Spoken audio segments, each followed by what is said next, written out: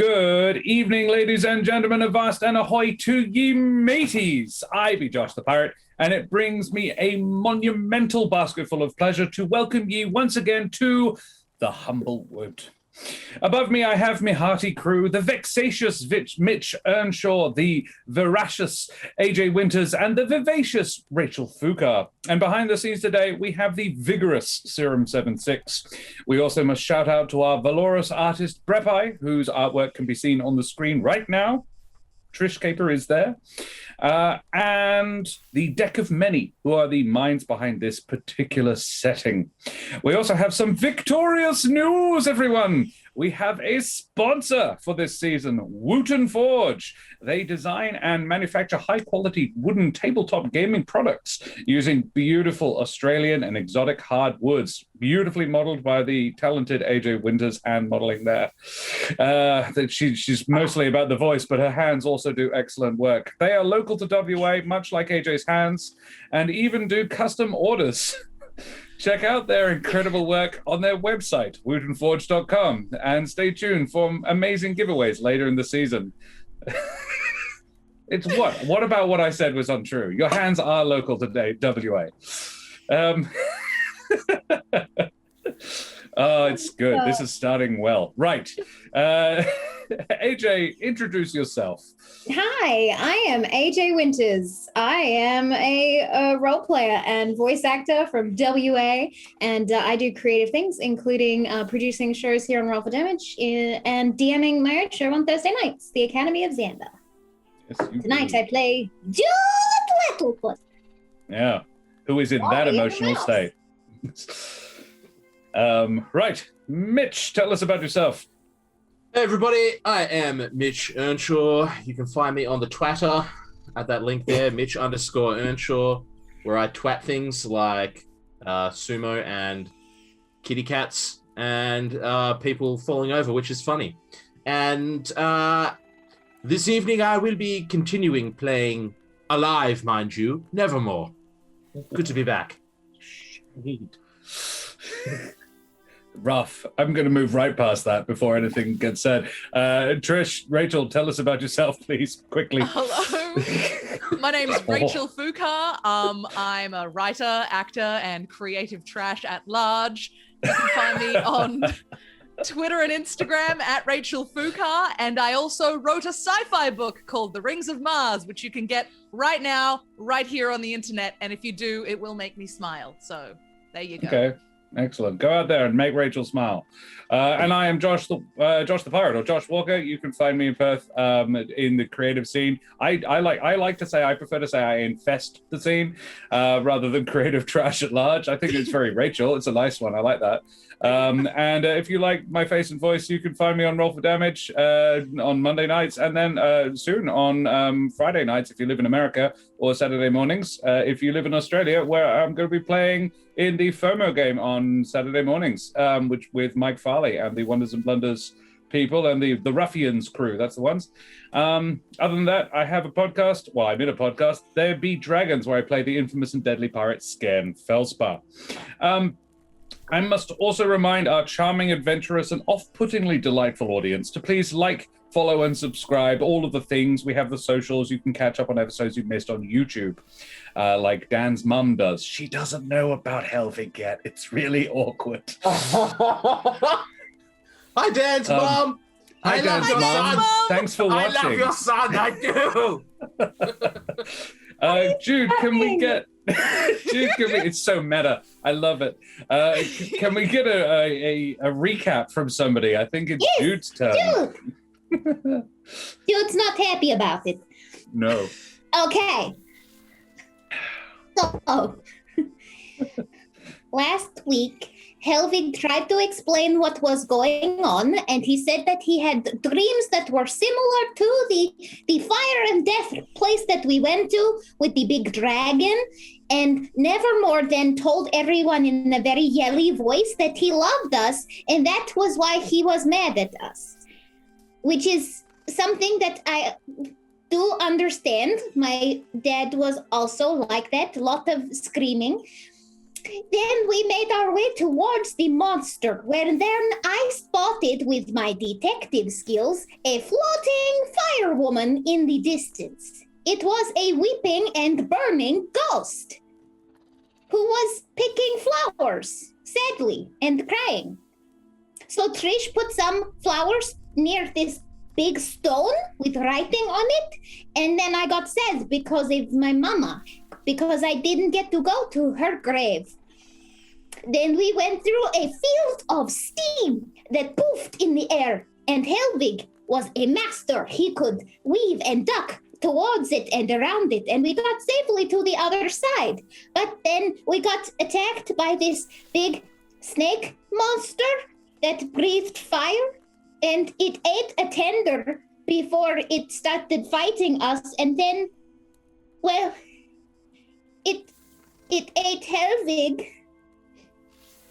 and we have to go and get him back because he's not gone. He's not gone. I do not believe that he's gone. But that is what happened. That is very much what happened, Jude. Well, mateys, may your respawns be swift and all your voices in the head be prove to be helpful as we venture once more into the Humblewood.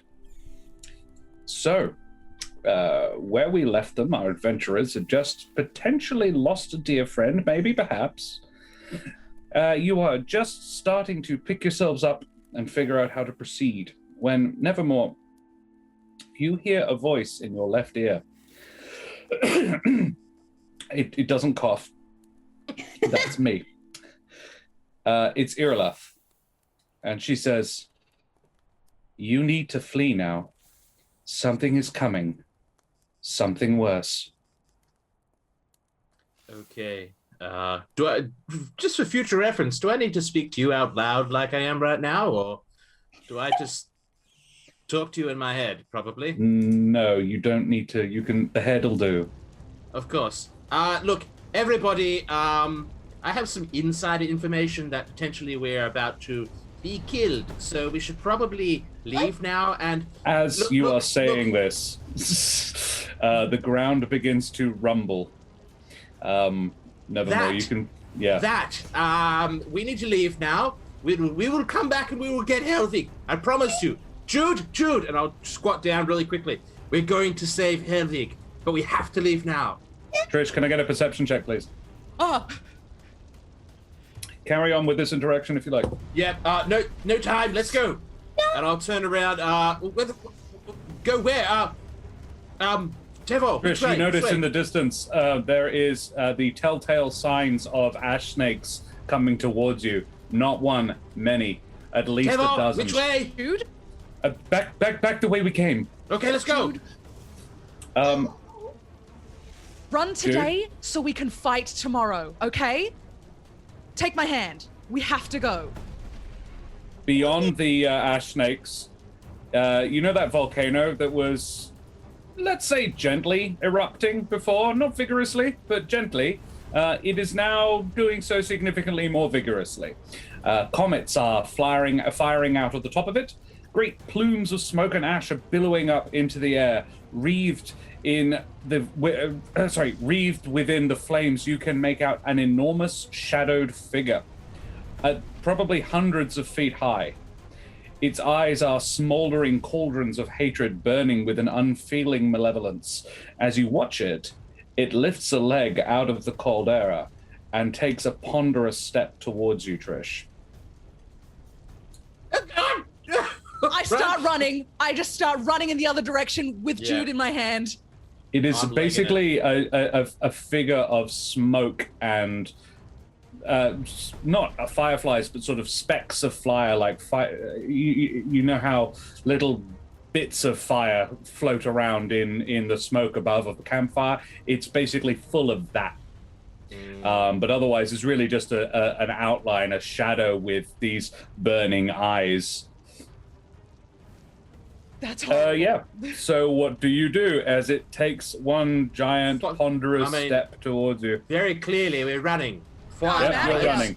Okay. Away. Can I get an athletics check from all of you, please? Absolutely. My forte. Oh God. Good. Not great.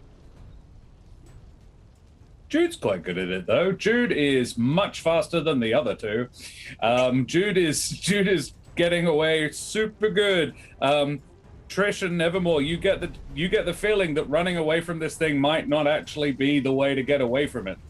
It's faster than you are. Oh. Okay. Is there any sort of lakes or rivers that we can get into nearby? Anything at all? Water sources? No. Tevor says, rivers in the scorched grove? Well, No. shut up, Tevor. Don't need your smack talk. Is there any cover, like burnt buildings or caves or stuff? anything?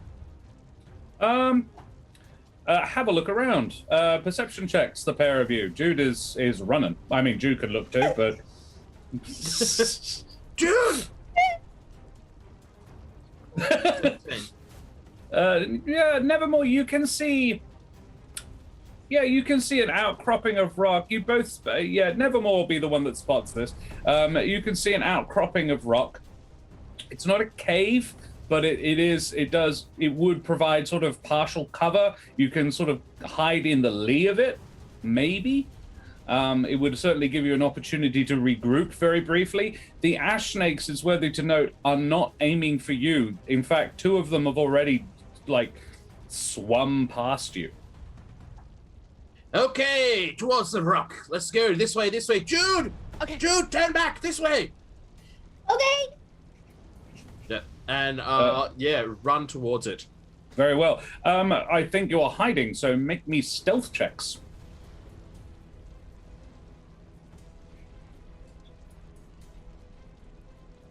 Nice. A 2. And Trish, who's super good at stealth. I do apologize. 16. 16, 15, and a 2.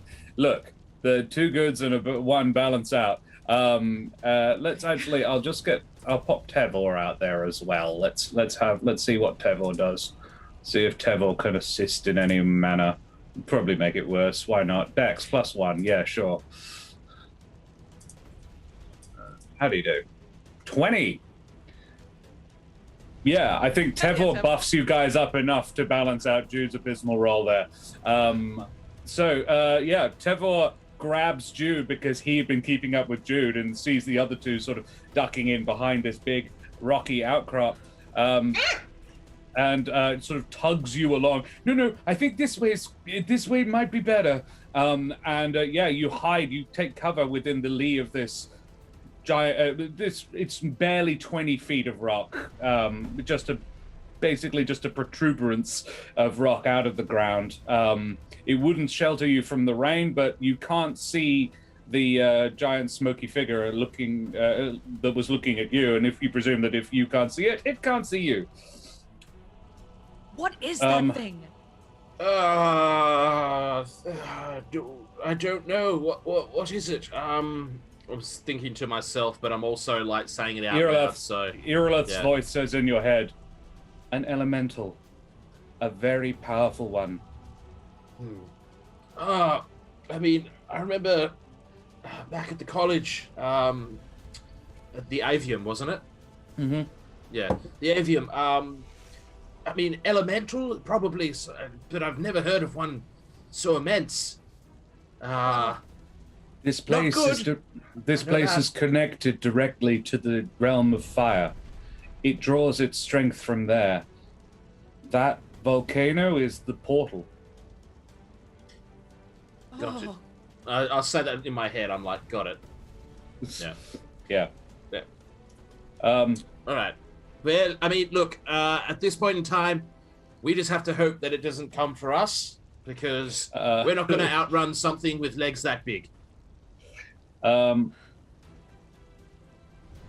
You hear a thump, a footstep, significantly closer than the last footstep.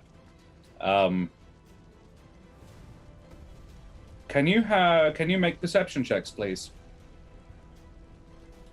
Oh, Lord. 21. 11. Nevermore, you hear another footstep and a roar. It's further away. But your 21 also notices that Tevor is not there anymore. You can see his footsteps heading off beyond. Oh, fucking idiot! Oh, actually, just stay here, everybody. Stay here. Stay here. Okay, I won't actually bring it up. I won't raise it, but I'll just stay here. Nevermore. It becomes Yes. fairly obvious. And I'll Jude- wrap you in my arms. Yeah. It's okay. If you pee yourself, I'll clean it. Don't worry. It's fine. Heroes pee themselves.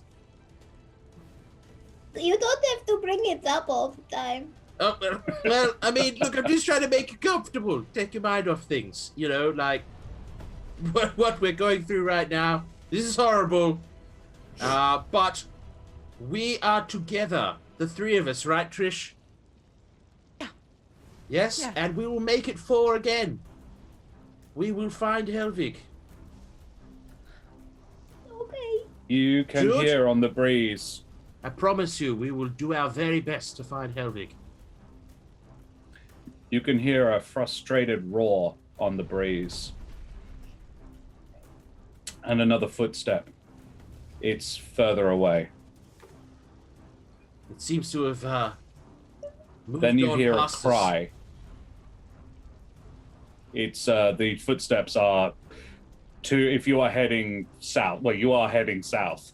It is to the east of you, which Nevermore you know is the direction Tevor went. And then you hear a faint cry on the breeze. Who hears it? Just me, still with my 21? With your 21, yeah.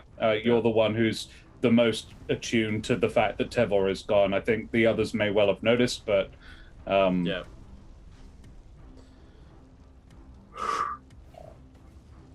I'll just take a big deep breath and settle in. We just have to stay here for a while. Can you make an Arcana check, Nevermore? Absolutely.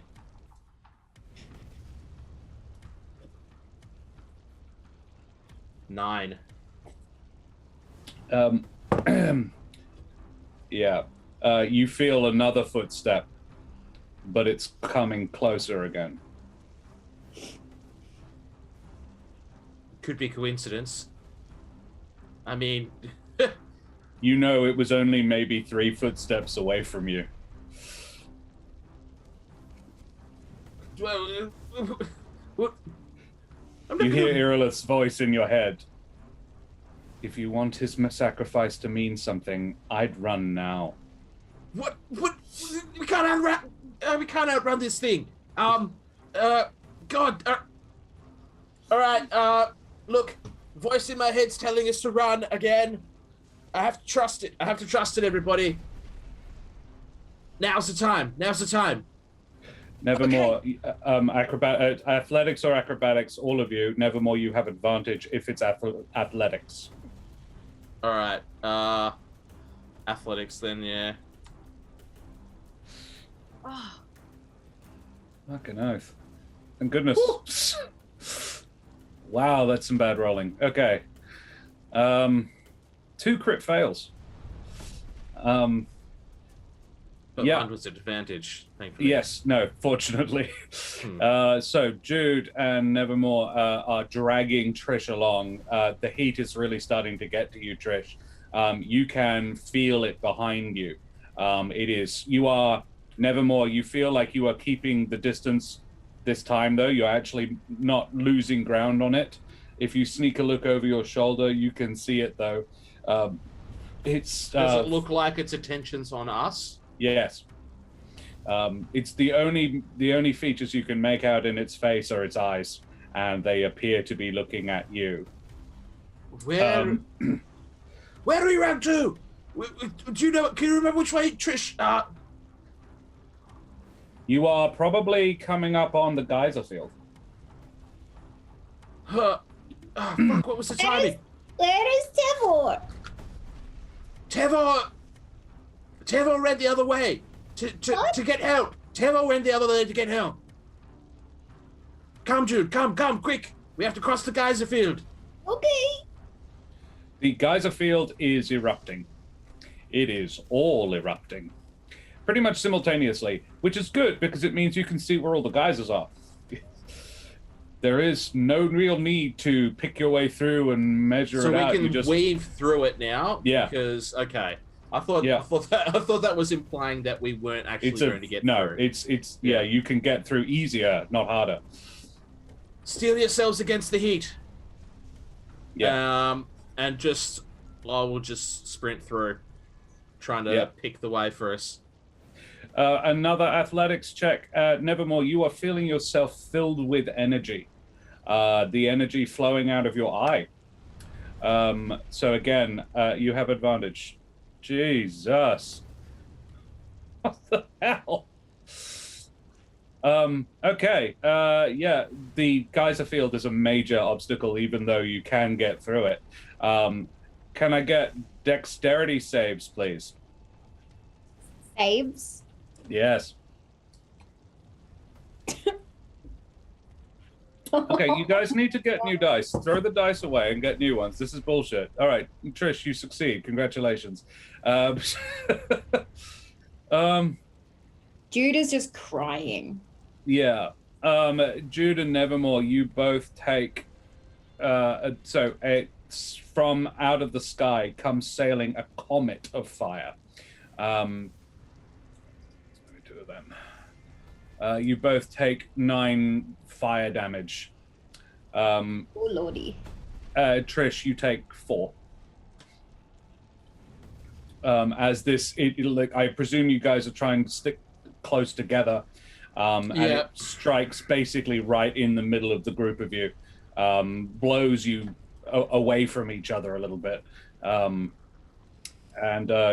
you keep running. Let's get unless you can think of basically, if you can think of something else to do, otherwise keep running, keep rolling them athletics checks. The only thing I can think of is to look for like a cave of some sort, something like a tunnel or a cave. Obviously, it's still going to keep following us, so it needs to be something we can disappear underground in. Otherwise, we're just got to keep running. You can have a look. Yeah, I'll have a quick perception check as we're running. But this is ground you've already covered as well. Do not it's not so much that you don't know, it's that you've already been this way. You know there wasn't any caves or anything like that. You would have found them on your way in. Why are you running? Why are you running? And it's good that you got rid of another one there. So let's have another athletics check. Your Iralath is still giving you advantage there, Nevermore. Bloody hell. Well,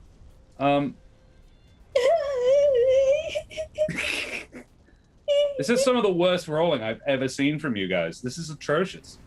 With a +6. I mean, I acknowledge that 2 of you aren't good at athletics, but wow. Yeah, -1 and -2. Giving you advantage, though. It's only -1. Yeah, wow. I'm afraid, it's going to throw another fireball at you. This one gets a lot closer. 14 fire damage. Dex saves. And if you want to do anything else, something that would be an action, for example, you're welcome to. Do I take half Do we damage? kind of see it coming in? Why or would you not? take half damage? Because I see. Oh, if you've got to get a dex, yes, you would take half damage. I pass out. Well, this is why I asked you, because you can lay on hands. You haven't used any of it. You could have healed yourself at any time, and that's why I'm asking. Because I think Jude's dealing with stuff right now. Okay, very well. Well, then Jude passes out. Jude takes half damage of 14, so 7.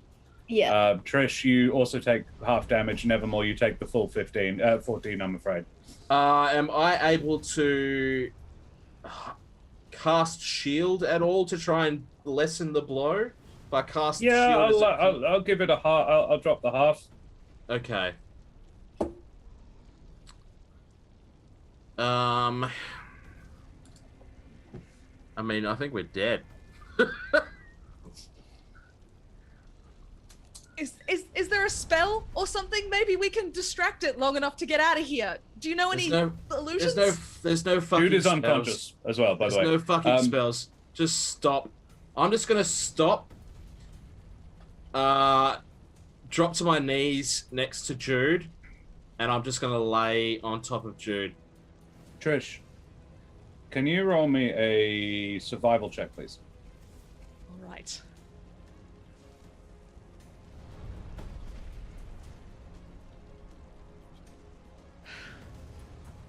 Yeah, no. Nevermore, you put your head to the ground. Can you roll me a survival check, please? Actually, you would have advantage on this. You're trying, man. I appreciate it. 17. There you go. So, yeah, you, Nevermore, notice the ground underneath you and Jude ripple and rise up like an ash snake is going underneath you. Trish is distracted and therefore did not notice that. It is, you can tell, because you can sort of see it through your left eye that isn't there. It is probably 6 inches underneath the surface.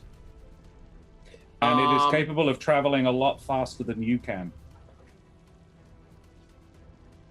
Okay, I see what we're going for there.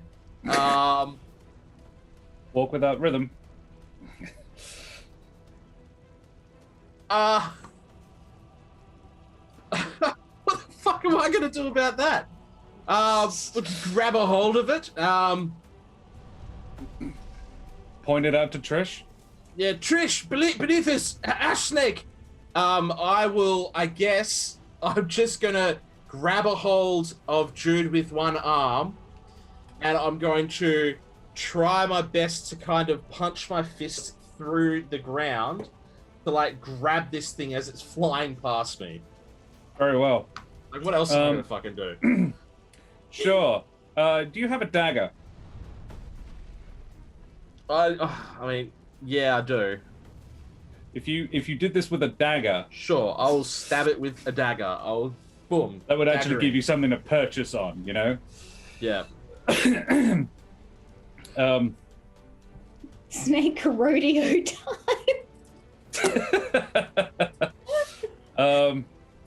Can we ride? Yeah, all right. ash snake? Nevermore, can you make me a dagger attack, please?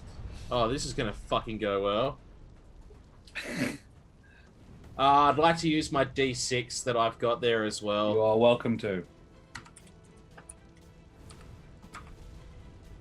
12. Why Yeah. saves? Yeah, Jude, can I get a death save, please? That's a failure. Okay. Yeah. TPK.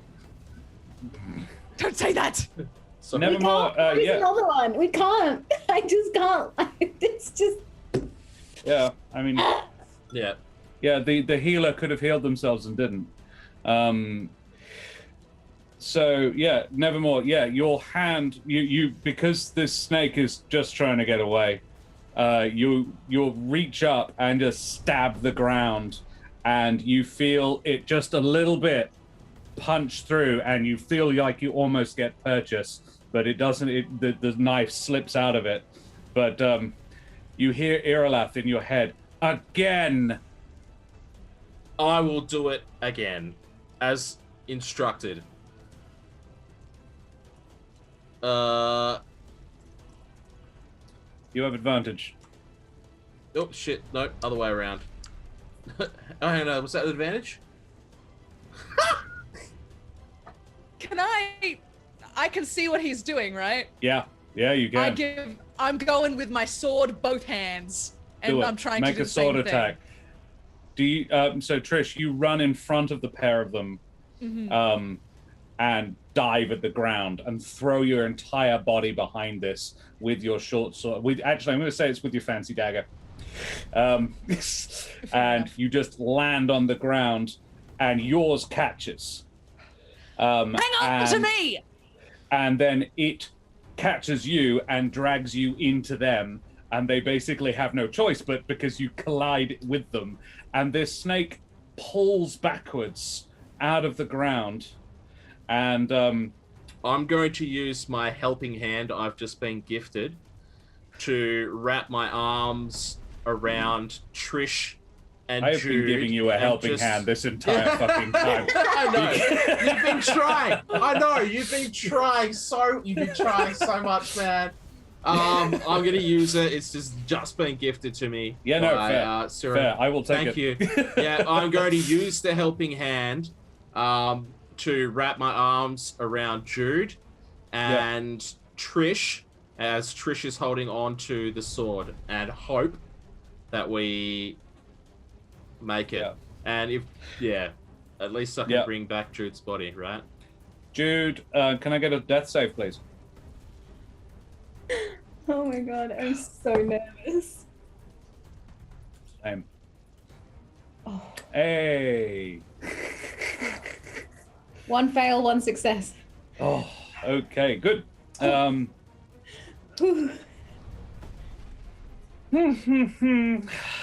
So, this ash snake, it seems to be trying to get its. What you've done now, you can see it, Trish, is that you've had to the impact of the blade has actually twisted slightly and exposed the flesh, much in the same way that you made the first one let go of you by exposing the inner flesh of its body. This one you've done the same thing, and it wants to get that out of the abrasive ground. So it's rising up out of the dirt and is running or swimming or like writhing, undulating across the landscape with you guys on top of it. It is about half in, half out of the ground and is moving at a decent clip. Can I get one final dex save, Trish and Nevermore? Jude, you're unconscious, so it don't matter.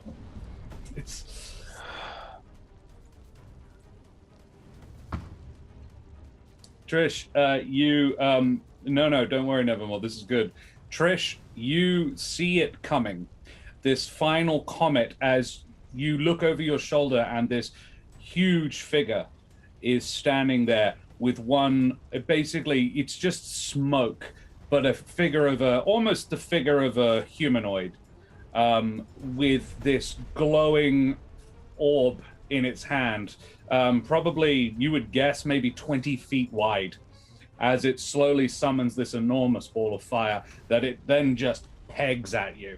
However, you saw it coming, and you lean to one side to sort of try to get at. You're stuck on the back of the snake. You can't really dodge.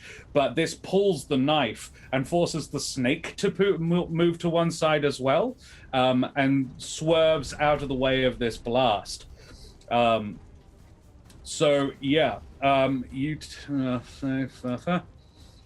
A single 3 points of fire damage, Nevermore.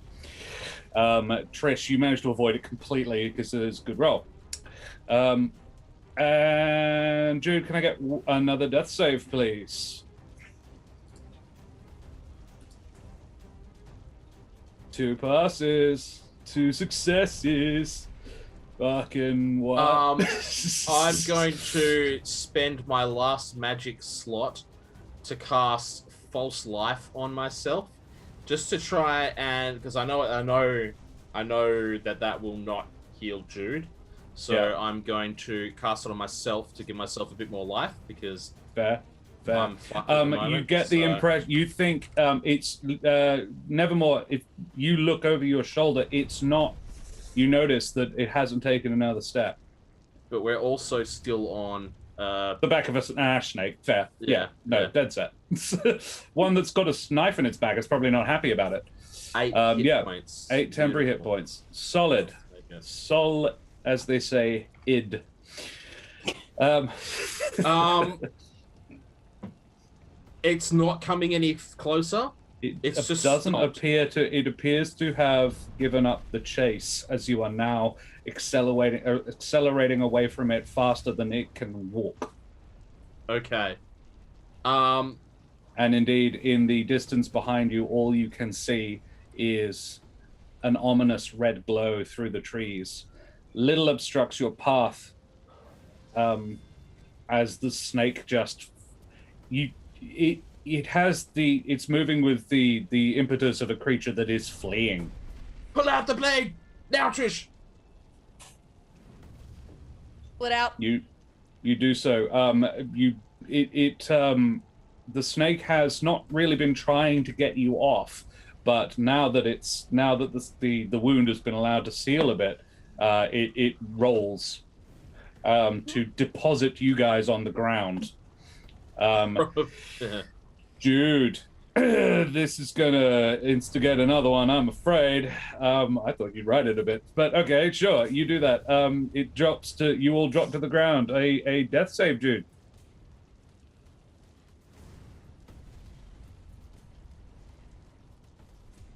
The moment we come to a standstill, help me, Trish, help me! And I'm going to make a medicine check with Trish's help. Trish, Yes. Trish, are you good with medicine? Are you good with medicine? What's your fucking I know bonus a to little medicine? bit. What's your medicine? What's your bonus to medicine? 0. I've got -1. I will assist you. Right. So make a medicine check roll. This is the last ditch effort. What else are we gonna do? A good roll. Okay, so what that does is that it auto passes one of Jude's death saves, meaning that she's passed 3. So she is not dead. She is unconscious at 0 hit points.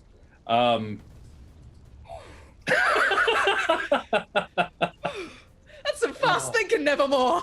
Oh, wow. I think I pissed myself. I'm going to press digitate the piss You off. notice that, yes, that the urine in Jude's pantaloons and No, that was matches definitely oddly me. yours. Yes. That was definitely me. Probably from when you were lying on top of her. Both Nevermore, both I and Trish, I imagine, are going to grab Jude. Yeah. And drag her as quickly as we can with our last bit of energy. Yeah. Away. Yep. You do that. Little obstructs your path to the edge of the grove after this. It is as though the denizens of this cursed place fear the creature as much as you do. Exhausted and drained, you reach a safe place to rest near dusk and collapse. Oh. Fucking fires. What the hell did we go in there for? Trish, are we supposed to be heroes or something? Does it feel like you're a hero? Sure as fuck doesn't feel like I'm one right now. I just feel sore, to be honest. Check on Jude. Jude, is Jude still kind of breathing? If you take a moment, you can actually get Jude conscious. Yeah. Bleary, but a little conscious. bit of water skin across the lips for Jude. Yeah. Jude.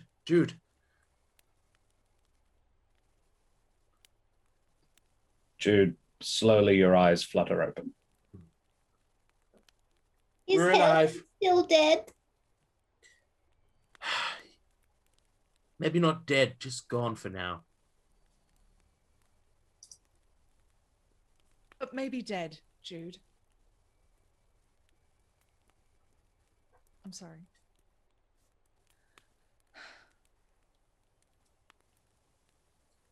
I think we just need to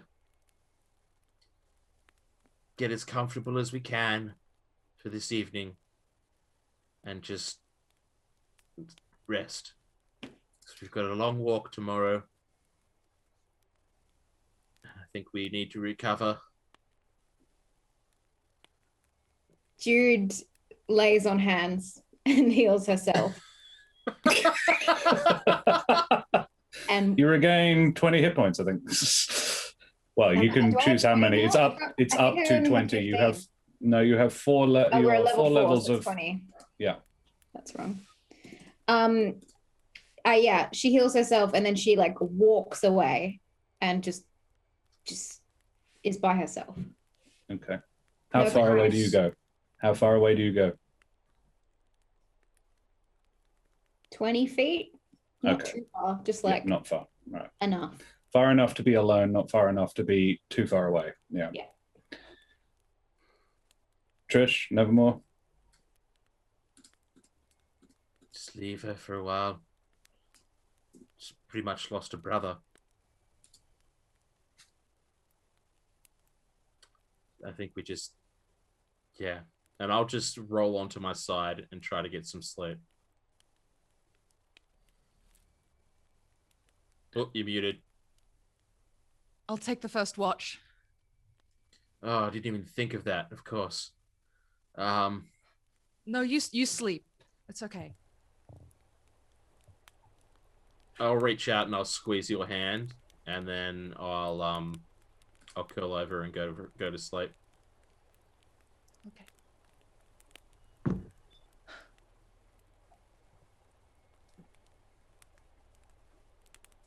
All right, you do that. Jude, how long is it before you fall asleep? A while. Okay. Nevermore.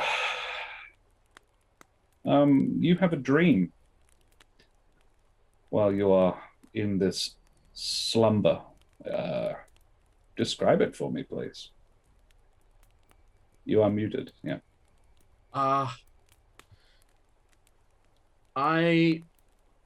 The first part that I recall of my dream is that we're all sitting in the tavern at Winnowing Reach, the town that we went to where we had to rescue the woman from the slime. And we're all sitting there laughing with Eliza, enjoying watching Jude eat muffins and sharing parts about ourselves and our story. And I recall and I see it play out, the scene of how we got Helvig to reveal a little bit about themselves. The very first time we ever managed to get something out of Helvig about who they were. And I see in Helvig's face something I didn't see at the time, which was relief, a sense of relief, as though he was relieved that he had been accepted, that he had had somewhere or someone to be with. And then another scene flashes before my eyes. I'm sitting across the table from Helvig and Trish at a tavern in Alderheart, and we're looking up towards the stage as Jude's performing on an ocarina. Between me wiping tears from my eyes of joy, I see Trish gobbling down mashed potatoes, filthy. And I see Helvig cringing at the sound coming from Jude, but smiling at her at the same time, as though he's just happy that she's happy. Sup, Raiders? Raiders. Then things begin to darken in the dream a little bit, and words and phrases play out in my mind. Helvig, shut up, you fool! The lot of you are your plebs. You're all plebs, and only a peasant like you. And Helvig, you put us all at risk. All I have are the three of you. Then things start to lighten, but it's more of like a fire, flame kind of lighting as opposed to like sunshine. I see Helvig surrounded by flames, channeling fireflies with no concern. Not a concern at all. I feel a sense of being unsettled when I see this. I see Helvig summoning Pia.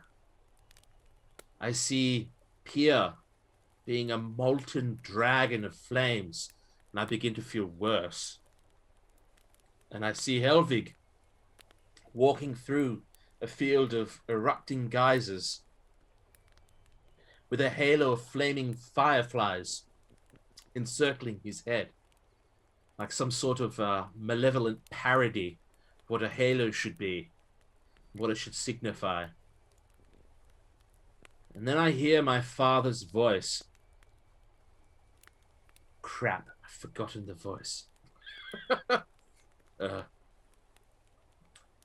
You know, Nevermore, young man. No, Well done. Yes.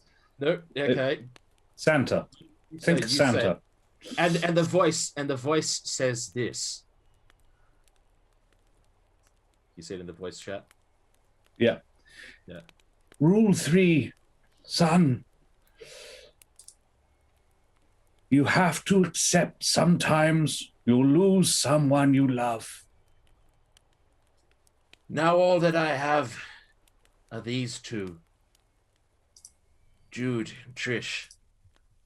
And I will not lose them! And then I wake up as I shout, kind of, and I probably shout out loud as well. I will not lose them.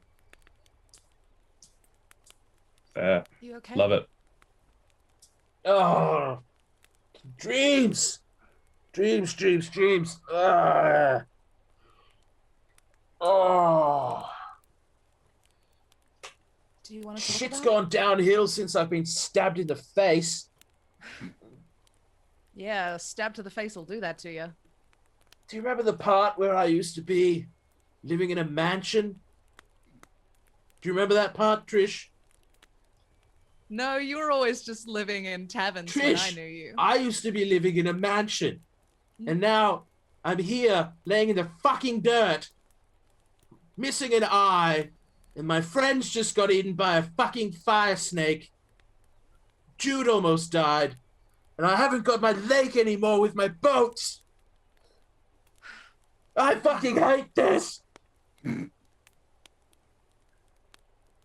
Oh, yeah. Being a hero fucking sucks. It really does. It really does. What?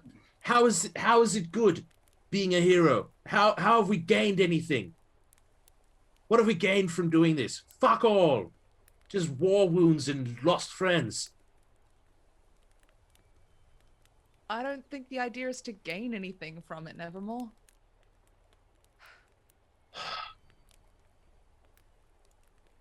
There has to be something. There has to be a reason. Ugh. No, I'll take watch now, Trish. You sleep. You sleep. I won't be able to get back to sleep. It's fucking bullshit. Ugh. Yeah, it is. It really is. All right, I'm awake. All right, I curl up with my fluffy tail and go to sleep. You do that. I just want to say welcome to our raiders. Welcome, All Things Fantasy. Lovely to have you with us. We almost had a TPK like 20 minutes ago from a skill challenge.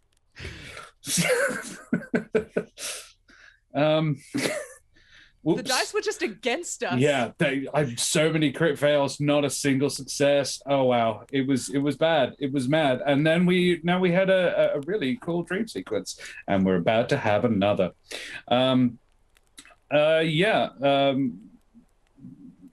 Dynamic MLB. I'm glad. I commend Mitch's role playing as well. Alrighty, Trish, what do you dream? What do I dream? I'm back home in the village where I grew up, in a very familiar building. My father's shop.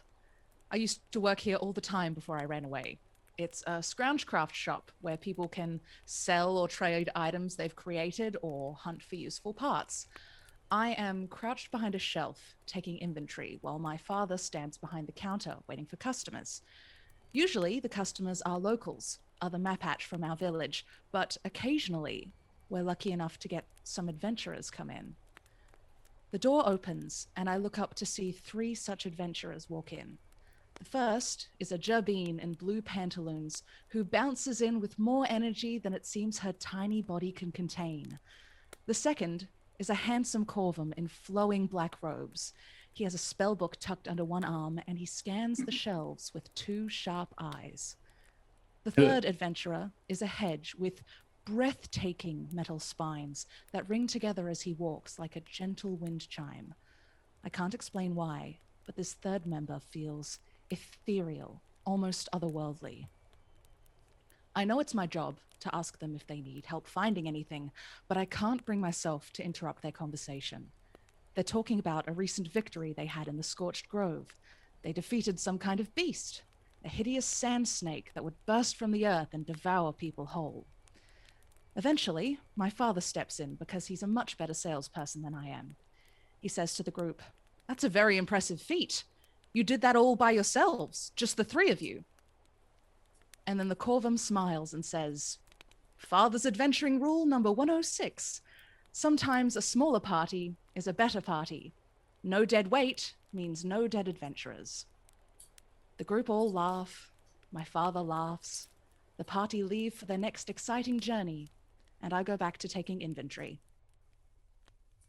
And that is the dream. And that, ladies and gentlemen, is the most solid advert for Rachel's book I could imagine. I was just about to fucking say that. Holy shit. All right. I now need more than ever to read The Rings of Mars, available on Amazon right now. Well done. Thank you, Rachel. That's deeply saddening. Yeah, cool. I almost dread to ask, Jude, do you sleep well?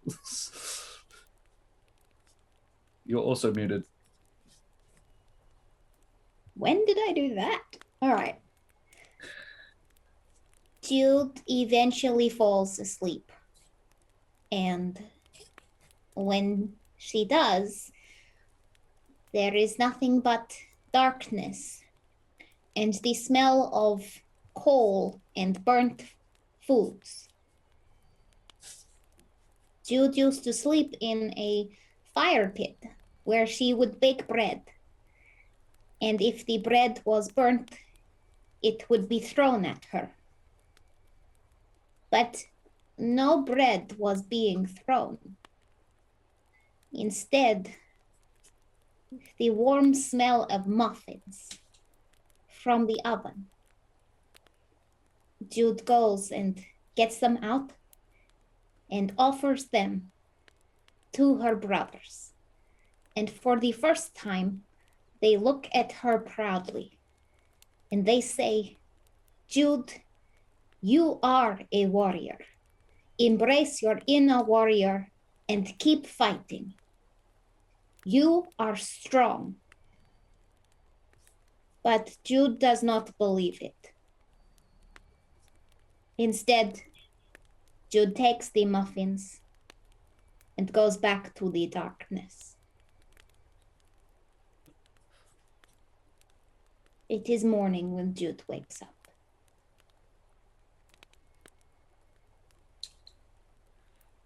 Yeah, that is also true. The following day, you return to Alderhut.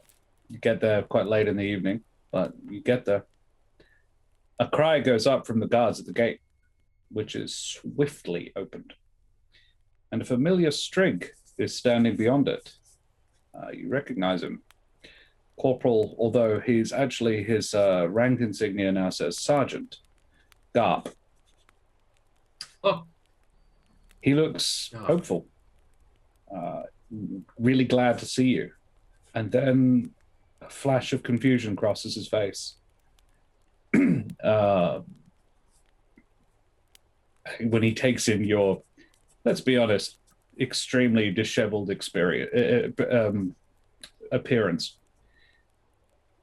You defeated it, right? He has dozens of citizens behind him. Many look soot-stained and tired, but hope blazes in their eyes at the sight of you. Nope. Didn't do it.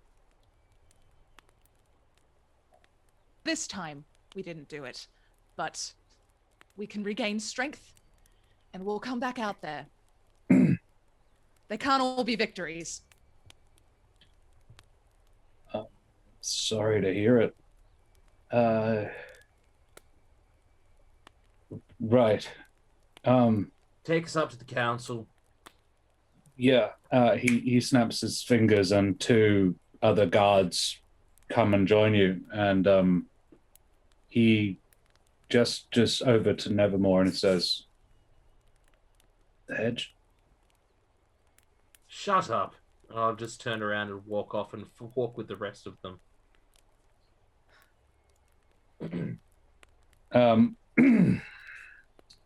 And Trish, you would notice his shoulders drop.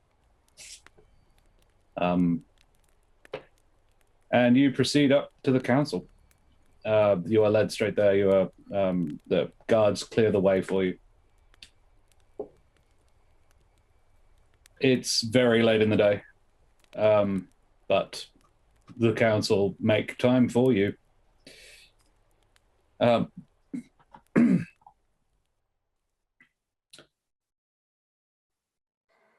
Beta, the peacock speaker. Well, is Master Dewpoint going to join us? That'd be lovely. Don't think it's going to be happening, though. Helvig didn't make it.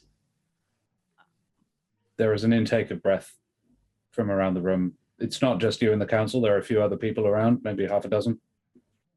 The elderly Strig, Mentax, it seems the most saddened at that, but they all do a very passable impression of being deeply upset.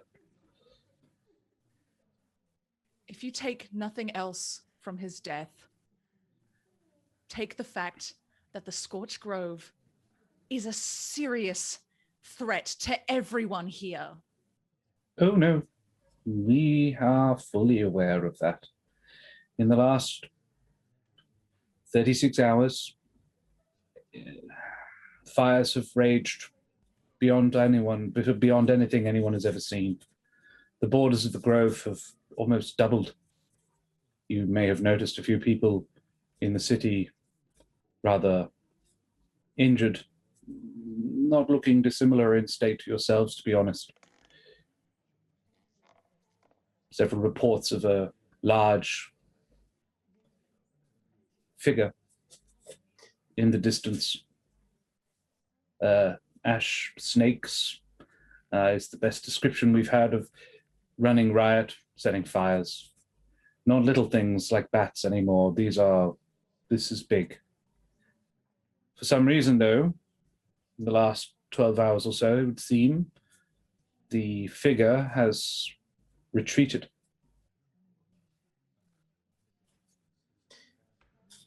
I know that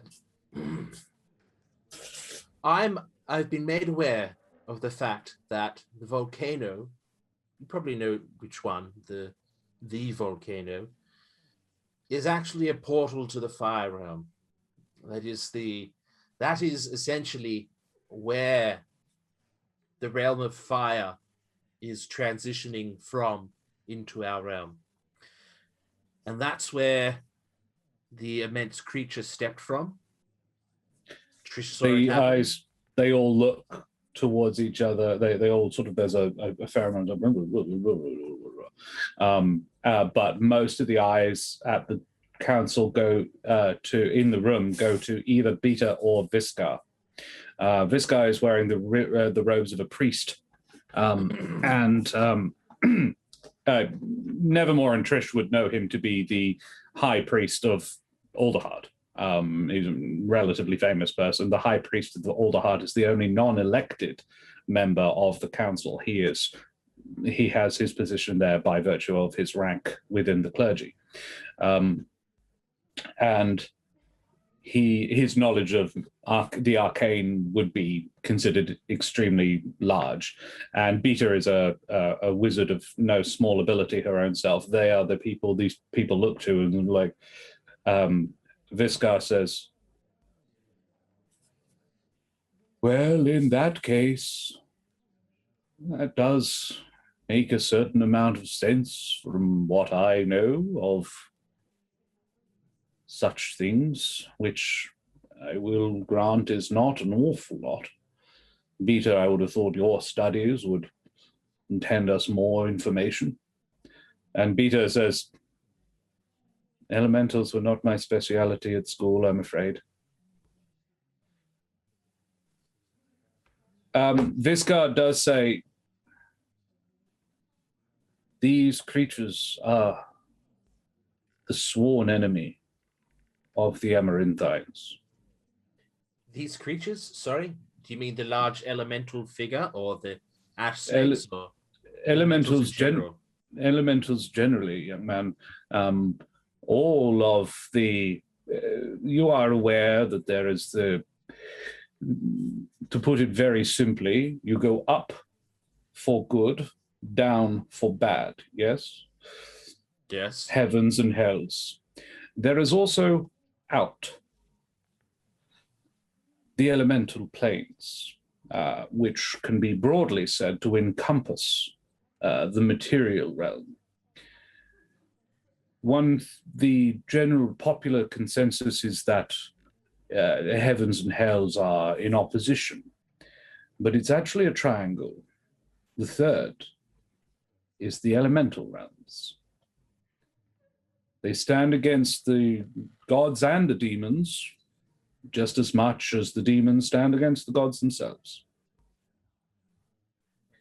Interesting. Well, I mean, I knew that, but it's interesting to hear you say it out loud. I can only suggest deeper study be performed at the Avium. If these individuals would be prepared to go and undertake it. Honestly, I'd love to be in a safe space right now, and the Avium is probably one of the safest places. So I would be very happy for us to head to the Avium to find out more information for you. Because the last place you sent us to was some flaming grove where we lost one of our best friends. So, yes, Avium would be wonderful. Yes. Beta, Yep. yeah. Sorry. I'd like to point out that it was just one of those ash snakes that pretty much took on our entire group. We almost all died to it. Wherever Helvig is, dead, probably. It was one of them. And we saw so many, and they were fleeing from this giant thing. They were scared of it. And the four of us were taken out by one of them. Larimar, so, yeah, something needs to happen. The raptor woman comes in with, I understand you're upset. I do. We would not obviously have sent you out there if we had known what it was you would be fighting. I would hope not. You would recall that we didn't know what it was.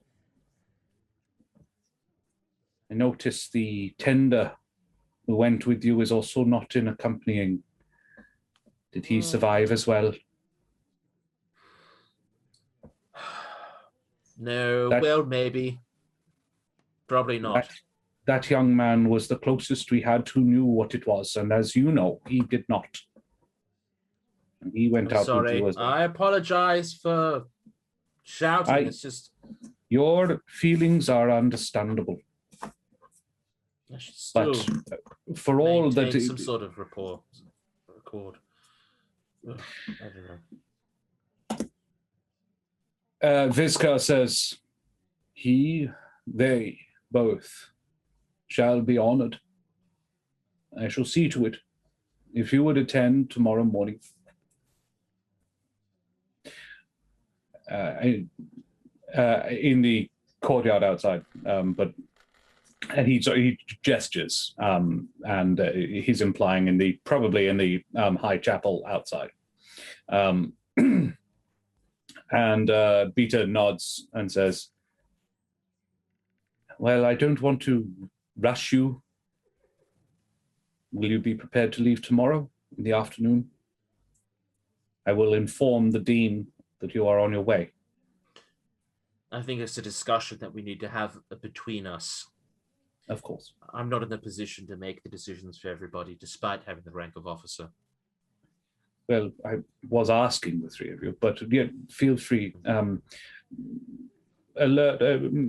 Yes, pass the word when you are heading, and I will tell. I'm noticing in my peripheral vision that Jude has been quiet the whole time, which is something that Jude is never. And I see that Jude's is like bubbling, is exuding this like desire to rage. And I'm kind of wanting to shut things down a bit quicker. Sure. We should leave you to your own recognizance then. Yes. Yes. You have, as much as it is worth anything, our deepest sympathies.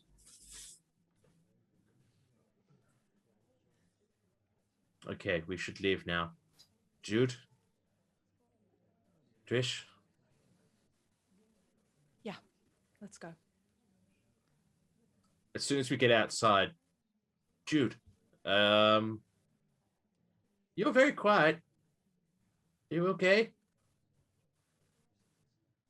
I mean, I know you're not okay, obviously, because you're very quiet. Do you want to talk about it? No. If you want to go to the AVM, I will go with you. What do you want to do, Jude? Does it matter? You shouldn't have to do something you don't want to do. I want to get Helvig back. And if that means we go learn stupid stuff from a stupid school, then we do that. I think that might be one of the best ways forward. I mean, the Avium is a repository of knowledge. If anybody's going to know how to get Helvig back, or to save Helvig, or to bring him back to life, or whatever it is. Can I posit a theory, though? Something that's just crossed my mind.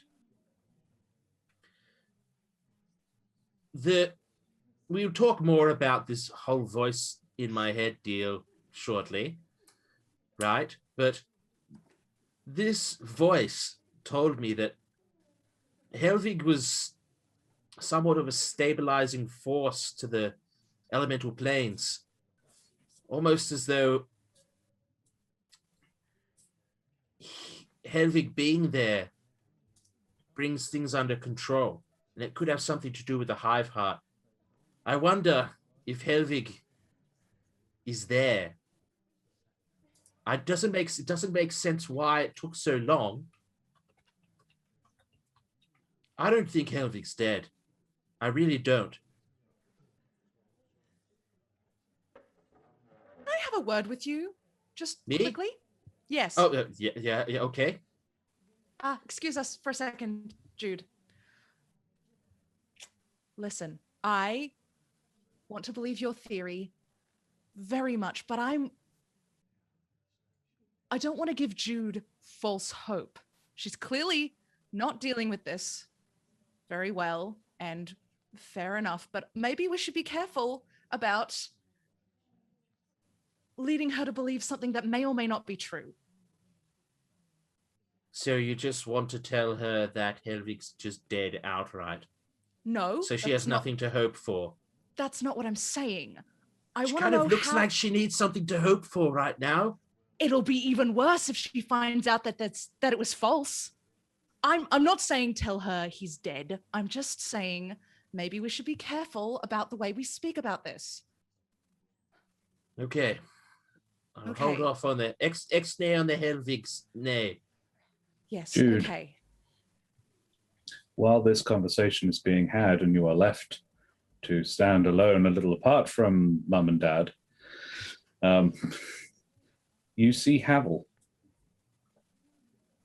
He is walking across the council. So you're standing on the steps of the council chambers. He is walking across the relatively open and relatively empty courtyard forum outside the council's chambers. He's looking at you guys, and as he sees that Nevermore and Trish are in conversation, he, I think, cautiously approaches you.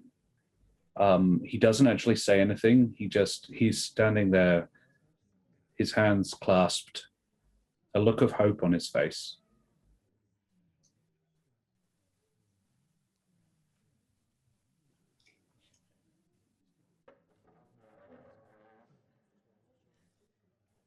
Have you heard? I heard about your friend, and I'm sorry. Don't be. He's not dead. Oh, good. I'm glad. That. I'm sorry for your hurt, though. I haven't heard from Tevor yet. You wouldn't know where he might have gone? Nevermore said he ran in the other way.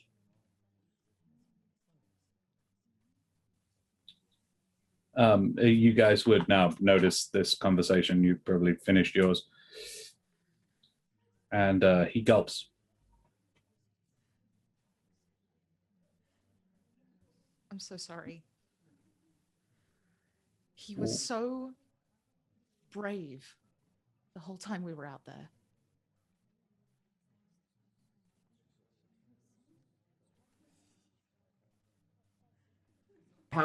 All we have are the following facts. This is all we have. Is that Tevor managed to get Jude's attention and send Jude over to us when we were seeking shelter under a rocky outcropping. And then when we got there and assessed the situation, Tevor was gone. And the creature took off in another direction. The direction we had been running. I don't know what that signifies, but okay. Do you think he's still alive? None of this, I don't need, thank you. No, I have to, I will tell you straight. I will tell you straight, because I would want to be told straight as well.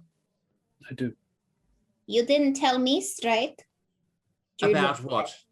Oh, God. This will... Abel,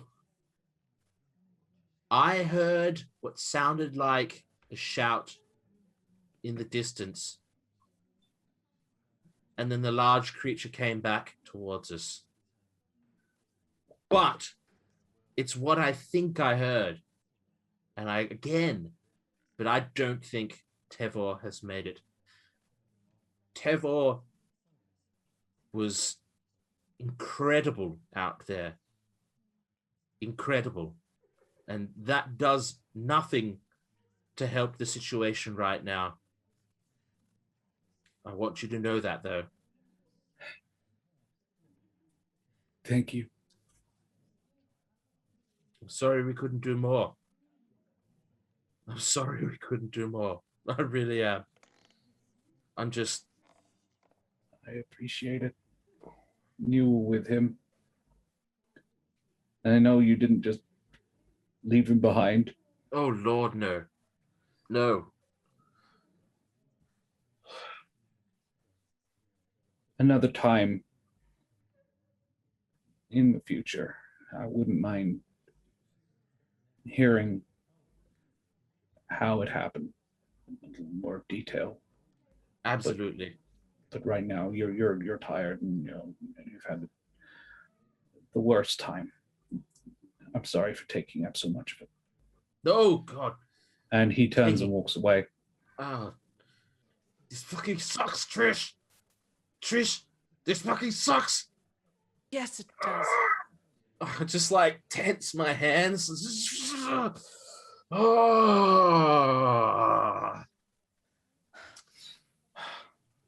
Oh.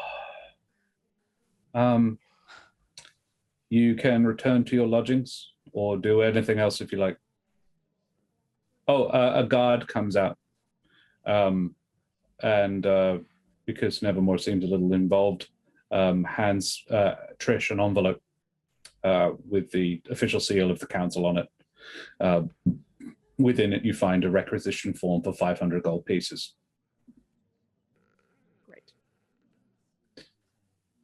Great. Thank you.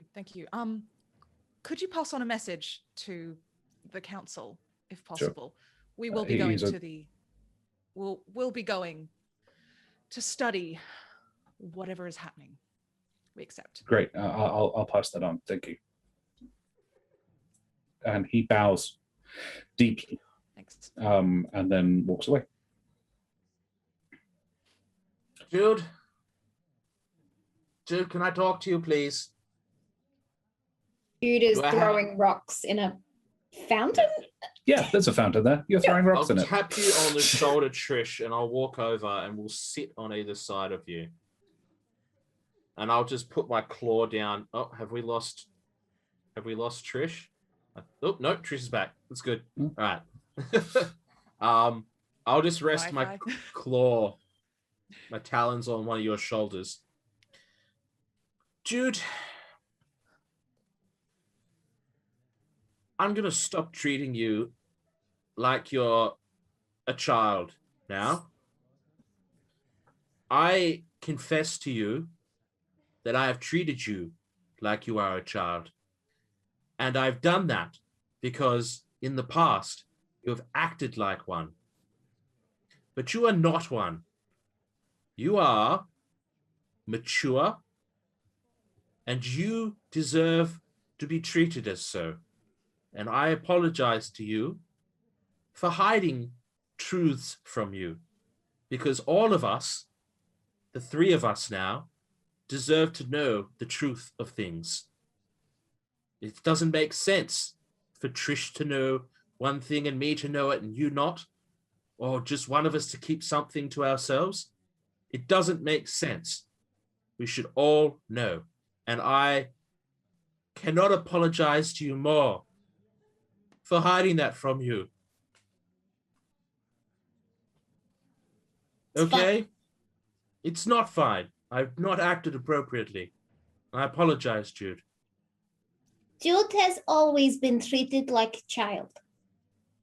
Jude is a woman, a Jude-bean woman. It's not going to happen anymore. Not with me. Good.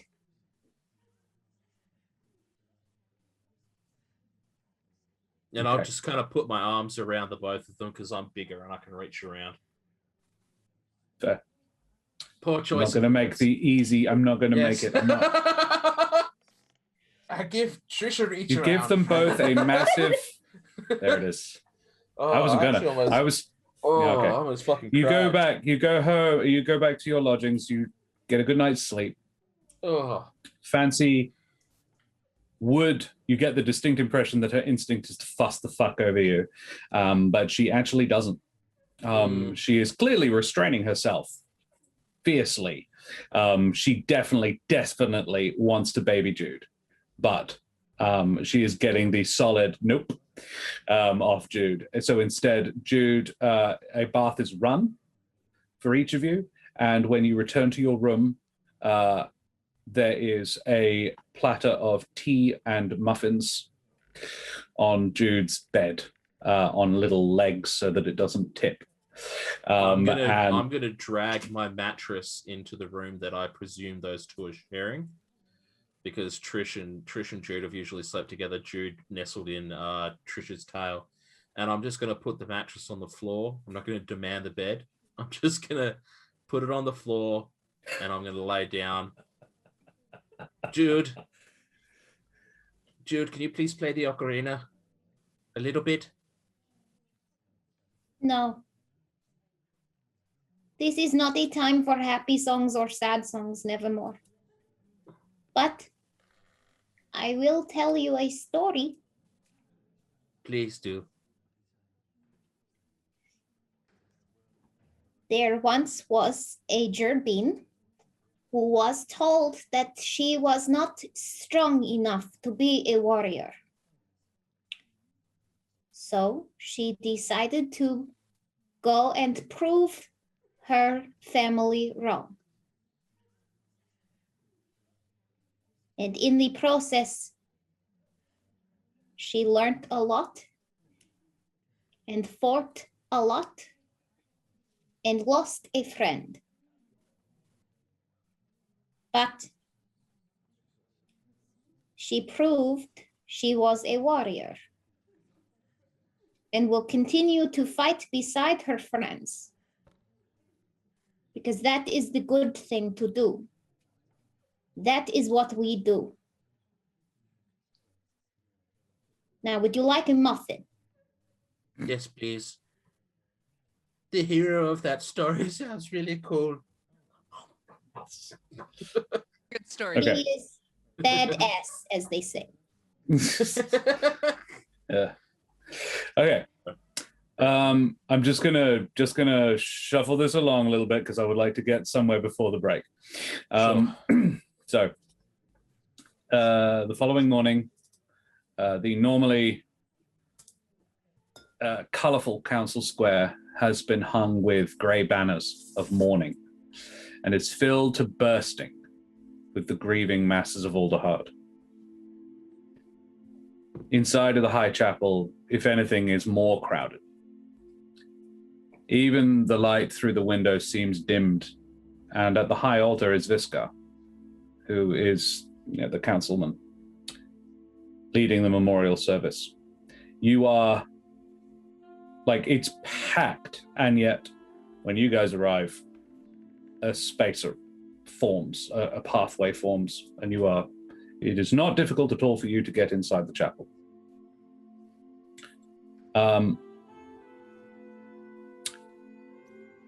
Helvig Dewpoint was a perfect example of what makes our wood strong. Those who can, making the sacrifice for those who can't. His contribution to the wood would outlast us all. And his example will guide many in the dark times to come. He will be missed. And I'm not going to roleplay this out because I just want to shuffle along a bit, but you are welcomed up to give your own thoughts and eulogies, which I'm curious to know if you do or not. Jude does not. Jude wouldn't? Jude would like to leave. Very well. Jude leaves. I'm not going to stop her. Trish, Nevermore? No? I follow Jude out. Very well. You do that. I'll stay where I am, but I won't say anything. Okay. Trish and Jude, you head outside. Viscar has continued, and there is some sort of magical effect going on because the sermon that he is giving inside is still clearly audible outside. He's using some sort of magical effect. To get far enough away, Jude, that you can't easily hear it. It's not a particularly long service. There is no body lying in state. But you get to the edge of the crowd, and you find Havel there. Trish, have you gone with Jude? Yeah, I'm following. He's there with a group of tenders. Most of them are wearing very new uniforms. And he's holding in his hands a helmet. He has tears in his eyes, and he looks down at it and he says, Tevor can't be with you anymore. So, in his place, I have been permitted by my order to lend you this to assist in your quest. And he holds it out to Trish. And then he plucks one of his feathers from behind his neck and puts it. The helm is a half head, sort of think Roman style centurion, sort of legionnaire helmet with a plume down the center. And the plume is a collection of different kinds of feather. And he adds one to it. He says, that is a feathered helm. I'm sure your friend Nevermore can tell you how it works. Sure we can. I have to go now because now Tevor has left a bit of a gap. And if he can't do something, then someone else has to.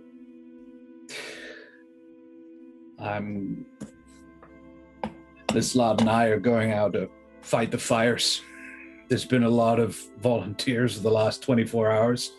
Finally, people are listening. And good. You and Tevor and everyone, you guys made that possible. Thanks. And he nods and leaves.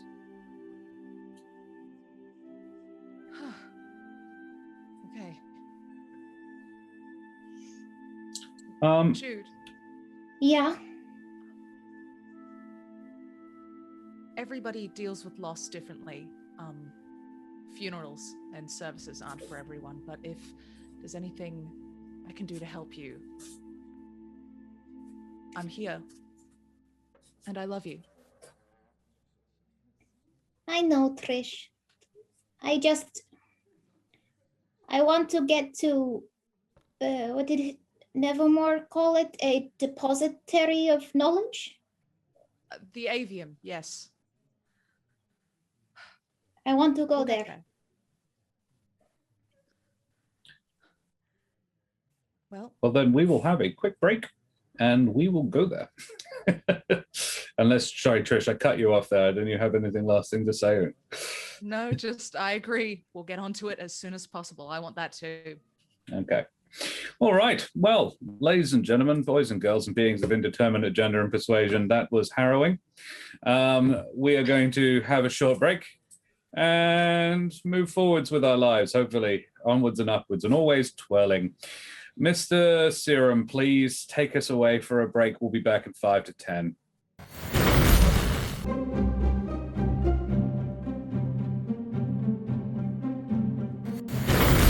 Ladies and gentlemen, and beings of indeterminate gender and persuasion, welcome back to Roll for Damage and Humblewood, a joyous place where everything is always happy and lovely and fun.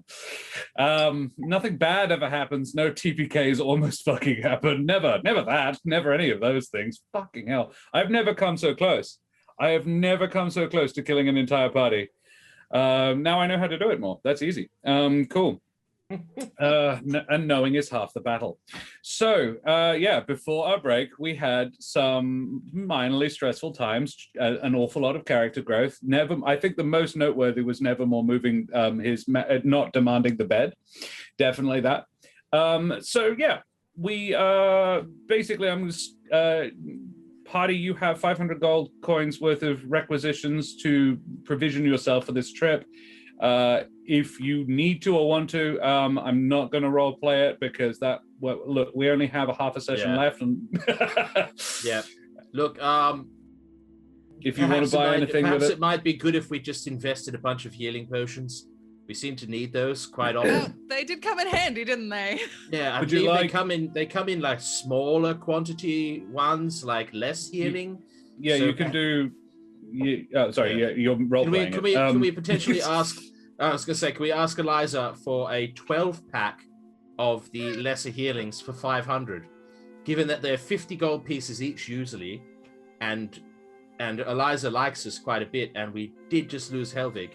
Potentially, could we get 12 for the price of 10? Give us that grief discount, baby. I'm just doing the math. 100 gold. 100 gold. Yeah, it's but yeah, no, because she gives you a 10% discount as well. Remember, in her store. So she's not losing that much money. She's losing 50 gold instead of 100. Yes.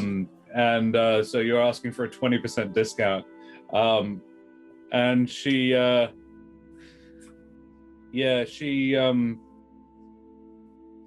give us 11 then. No. Eliza, can I just give me a moment to get myself in the correct emotional state to be this German cat woman? Sorry. Yes. She solemnly goes behind the desk and pulls out a baker's dozen. 13. Woo! Plunks them on the counter and says, "One time only, special offer." Thank and then you, takes your 500 gold. Yep. I'll take 5 of them. The other 2 can have 4. All right. She does not care how you divvy these up. And she also, because she's clearly been to a baker recently, hence Baker's Dozen, pulls out a small pack, a 4-pack of muffins that she just puts on the counter in front of Jude and says nothing.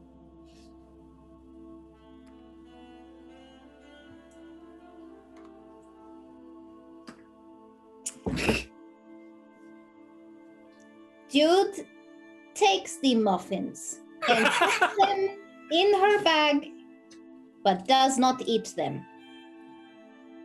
Yep. Cool. You do that. Nevermore. Someone gave me this fancy hat. Do you know what it does? Oh, let me have a look at it. Well, it is quite fancy, and I can tell you with absolute certainty that it does the following. It is a wondrous item. Rare. Ooh. The helm itself is a simple plate helm. Basically, it would be functionally part of a set of armor if you already wore any. But imbued into it, the magic comes from the feathers. The birdfolk races of Humblewood consider the giving of a feather, and Nevermore, obviously you would know this, to be one of the highest honors one can bestow. It represents an eternal bond of deep appreciation.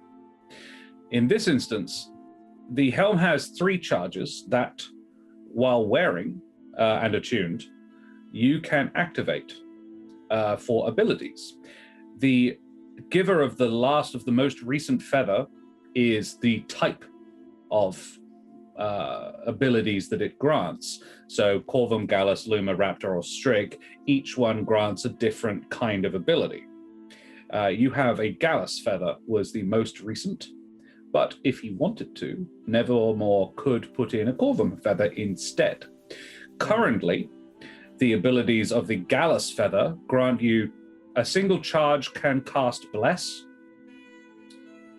For the normal way one would cast Bless, I believe it is an action. Jude already has the spell, but and 2 charges can be used to cast Aid, which from memory gives 5 temporary hit points to every person in the group, and that's a 2nd level spell. It regains D3 charges every dawn, and doesn't become rubbish if it loses all of its charges. And with regards to putting a Corvum feather in, it would give you the ability to cast Hideous Laughter for 1 charge, and 2 charges cast Detect Thoughts. The spell save DC for both being 16. okay.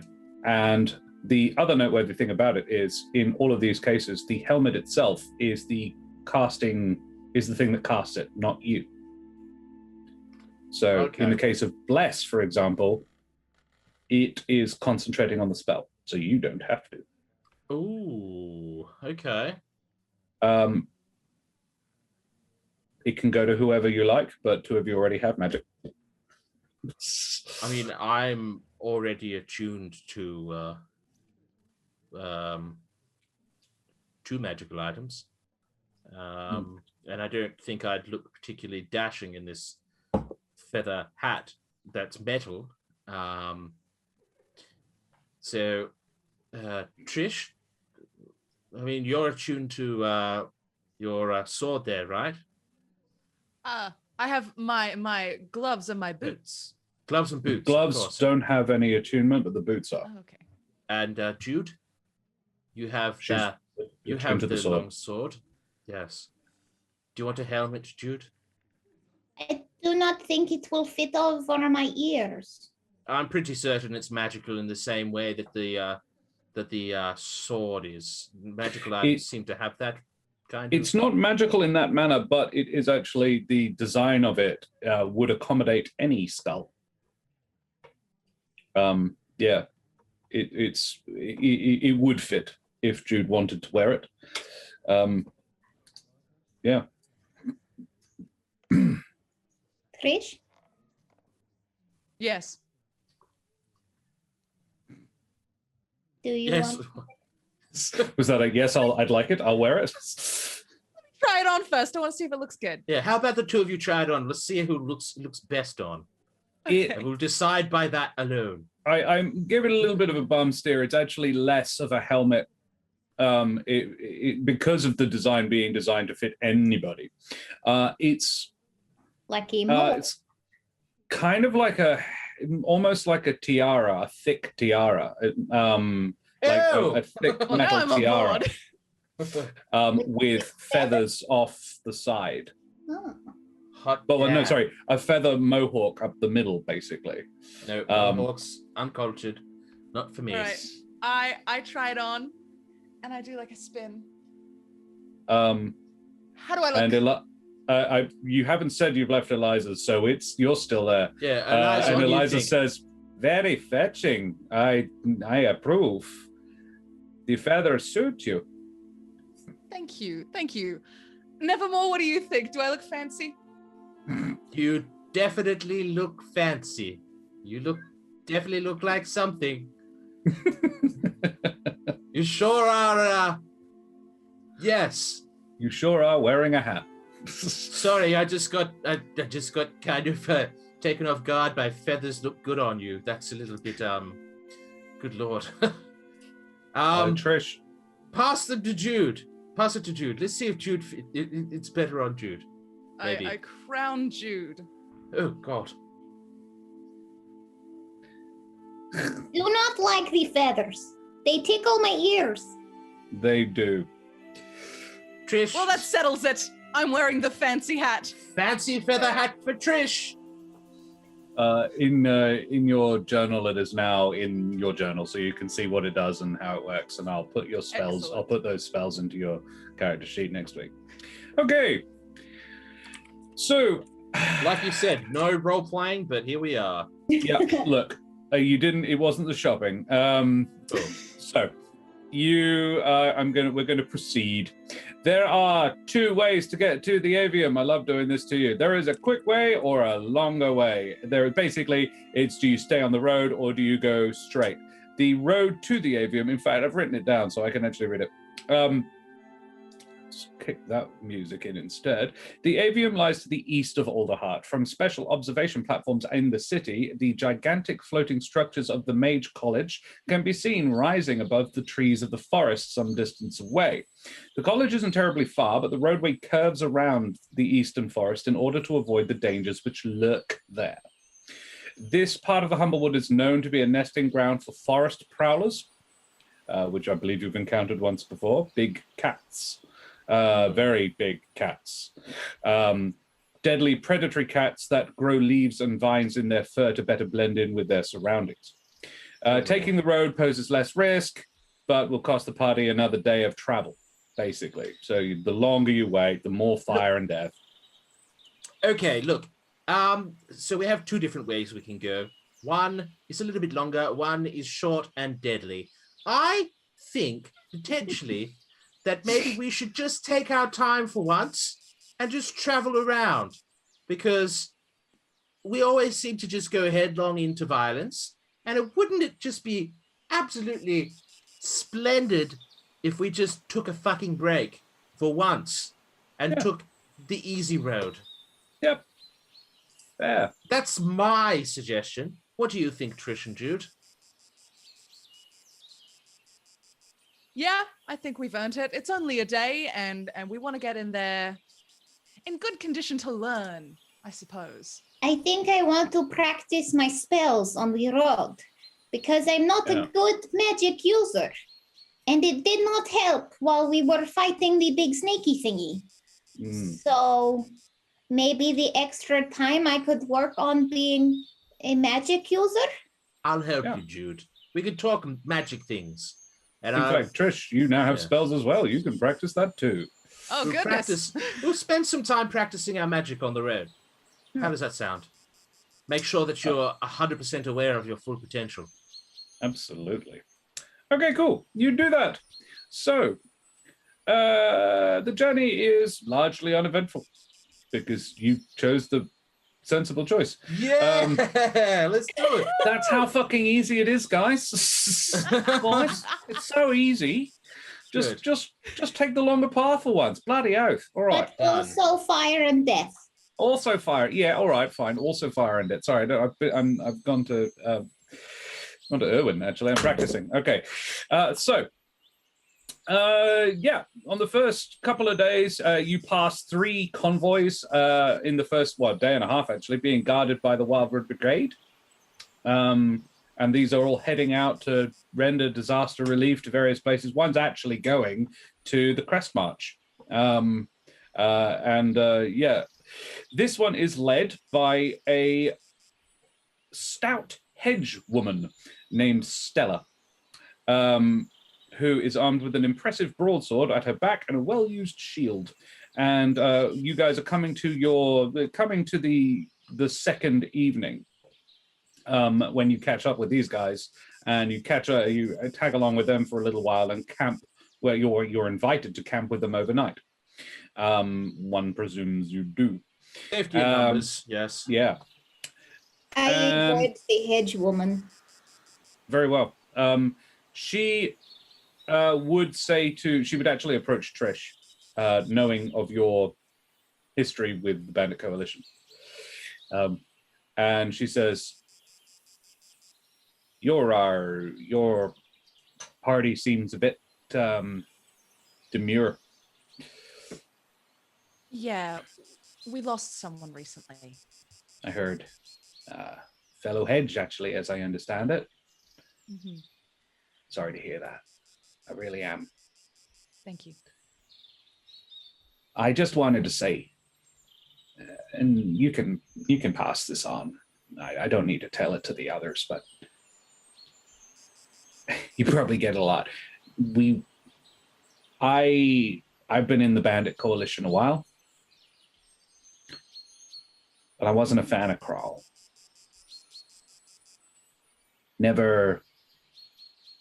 I always thought he went a bit too far, you know? I guess you probably agree. I sure do. Well, you put pay to that, and you brought peace, and I know if it was me, I'd want a legacy that lasted. And strikes me that even if you don't manage to stop all the, fire and death and stuff, you've brought end to a war. It's not a bad eulogy, not a bad epitaph. Yeah. He saved so many lives. From what I've heard of the guy, I think he'd like that. And just know that there's a lot of people out there who are very grateful for what you all did. And I won't say any more about it because you're clearly really awkward about it. I'm sorry. Well, thank you for saying it anyway. I think I needed to hear that. Thank you. You're welcome. Cool. She pats you on the shoulder and offers a hug. I hug. Yeah. You've gotten good at hugging Hedge as well. This one, yeah. Got the knack of it. Yeah. Night passes on eventually. You're not obliged to stand a watch. They say, duh, you're good. So you leave them behind the following morning. Midway through your third day, you've left Stella's caravan behind, and you're on your way to the avium. Can I get perception checks, please?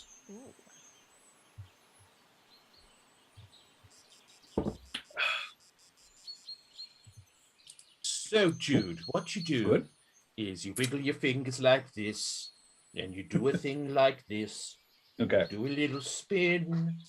Ha! Trish, you notice, peeking above the trees, because you can only do a tiny bit of magic, so you don't get to practice too much because you don't want to waste it. But you have probably tried casting Bless, I would imagine, in the last couple of days. And it doesn't seem that hard. You just focus on the idea. You sort of form an image of the people that you want to bless sort of glowing in your mind, and they just sort of do. Cool. And once you attune to the helmet, you're like, no, I get this. This is actually why is it so hard? Yeah, I don't know what Nevermore's always bragging about. This magic stuff's easy. This is easy. I just think about it. It happens. Boop. You look, peeking above the trees, you see a pillar of rock, a huge pillar of stone. But you've just sort of come to the point where you can just see it over the trees for the first time. That's what you notice. Jude, you notice that the forest has gone unusually quiet.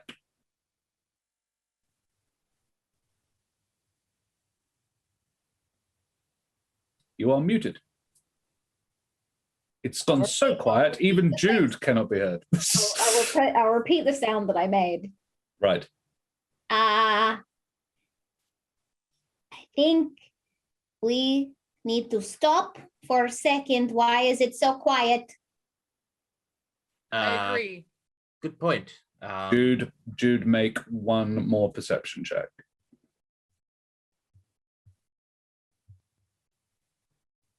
No? Okay. Can I use my D6? It wouldn't help. Okay. I'll tell you for free. It wouldn't help. Don't waste it. Did you guys see that thing? The rock tower? Yeah. The big rock, yeah. Just bear with me a second. Thank you for role-playing to distract the audience while Josh does the thing. What is that thing? I mean, I'm more concerned about the fact there's no birds and stuff right now. That's not right. That is Hello, raiders. Double raid. Good Lord. Who's raiding us? Entertain them. Unusual Archer and Derek Page. Thank you very much for the raid. Derek Page and Unusual Archer, welcome. Welcome to the wood. Welcome to the raid. This is Humblewood. And yeah, for some reason, the thing that was working before ain't now. Wow, that's super inconvenient. And why the hell are you not working? Kingdom with the triple raid. Wow, What? Dang. Welcome all of our raiders. This is really cool, amazing. Lovely Hi. to see you. Lovely to meet you. What have you all been doing? We almost had a team. I tell you what, Josh, you just do what you're doing. Yeah, I will do the thing. How you going, everybody? This is Roll for Damage, and we are the Humblewood crew. And we had somebody die last week, and we almost had a TPK a little bit earlier. It was grim. Which was absolutely grim. I've almost cried twice this session. It's been heckin' crazy, but it's good to have all y'all here. It is genuinely good to have you all here. So I would suggest, and this is just gently and nicely as a DM, that Trish and Nevermore reset their hit points to max because you have had a couple of long rests, and Nevermore currently has 4. So That's not correct. I knew to do that already. Just a subtle hint. just a thing. So we get 6 and 6. Okay, good. Trish, your AC is over 14, right? It is 14. It is 14. Equals beats then. Excellent. Splendid. You each take well, that's lucky. Probably because of your nice new shiny helmet, you take 3 piercing damage.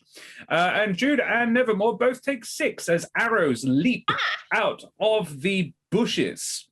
That is a surprise round. Roll initiative. Oh, God. Damage. Are we going to a map? Yes. I will plonk you on it. Because we can't roll until we're on it. Oh, I do apologize. That's all right. You are on the map. Cool. Oh, hell yeah. No. Oh, shit. I don't know why I rolled advantage. I think give me we a need second. track I'll roll again. I'm going to roll initiative for all of the enemies just as one. 20. Wonderful. 4. Okay, that's good. So you actually probably all get to go before them. So I'm just going to put my turn tracker up there. Jude, you had a 7. I don't think there's actually any need if I've only Kevin to keep track of 4 things. So it is Trish first, then Nevermore, then Jude, then all of the things that are attacking you. You can get a fix on most of them fairly easily, given that a whole bunch of arrows just flew past. One of them missed your head, Trish. One of them didn't miss your head, Trish. Glanced off and gave you a nasty cut along the ear. Nevermore, you copped an arrow to the shoulder, and Jude, one glanced off your thigh, giving you a nasty gash along the top of your thigh, and cutting open your pantaloons a little bit. No. And I'm just going to drop this down a little bit. That's a little bit too aggressive. It's a little bit loud. Yeah. There we are. Okay. Yeah. Trish, what do? You can see in the bushes a vaguely birdfolk form, but well, it's a birdfolk form, but it's hard to make out. They look very, very thin. Well, I'm going to use my bonus action for good aim, and I'm going to fire an arrow at the person who fired an arrow that hit me. Noted. You do that. 19 beats their AC very handily. Yes, yes, I will say the one that is closest to you, the one I am pinging there, that's the one you shoot. Roll me some damage. Excellent. I'm afraid you don't get the sneak attack on this one, but 7 is pretty decent. Oh yeah, because your arrows are magical now. Yeah, yeah. They take 7 piercing damage. Yeah, you do that. It doesn't appear to make a noise. It just takes it. Huh. Weird. It doesn't appear to even move. It just sort of, you hear this clang and a clatter, actually. Nevermore, it's your turn. Unless, Trish, you want to do anything bonus action. Nope. No. Okay. I'm going to reach into the pages of my spell book, pull out a mirror, and flash it in front of my face. And suddenly there's 4 of me. Nice. I'm going to cast Mirror Image spell. You do that. Give me a second. So everybody knows what it does. Please What do. it Yes. does. So whenever tell us you what make... it does. That Right, is so what it does. So currently, there are 4 of me around. Oh. Three of them are floating around me, and every time you make an attack against me, you've got to roll a 20 first.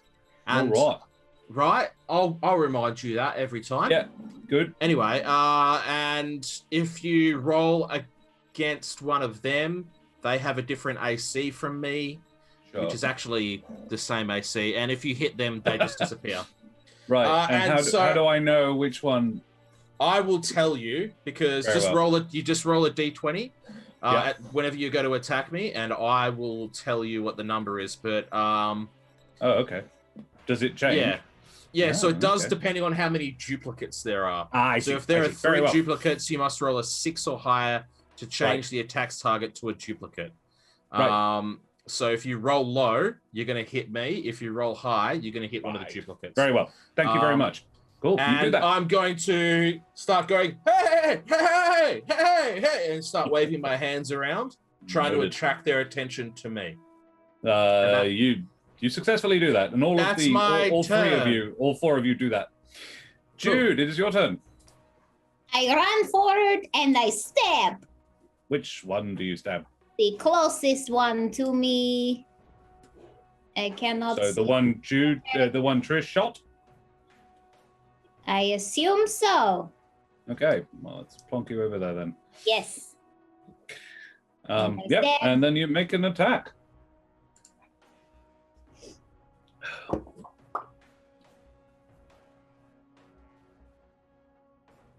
Good. Omi, 23.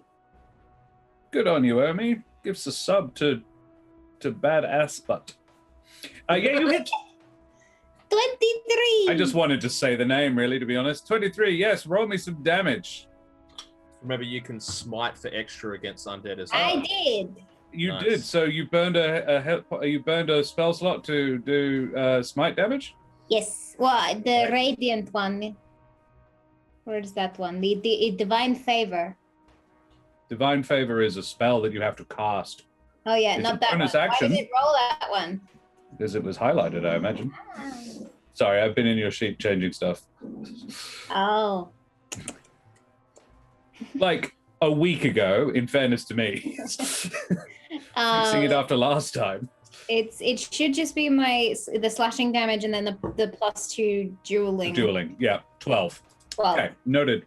It dies. Well, so Jude, what happens is you burst through this bush that it's hiding in, and you find a skeleton.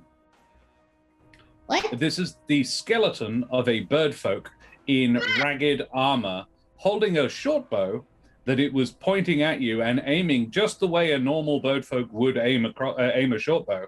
And your swing takes it out, and it just collapses to the ground in a clatter of dry, parched bones.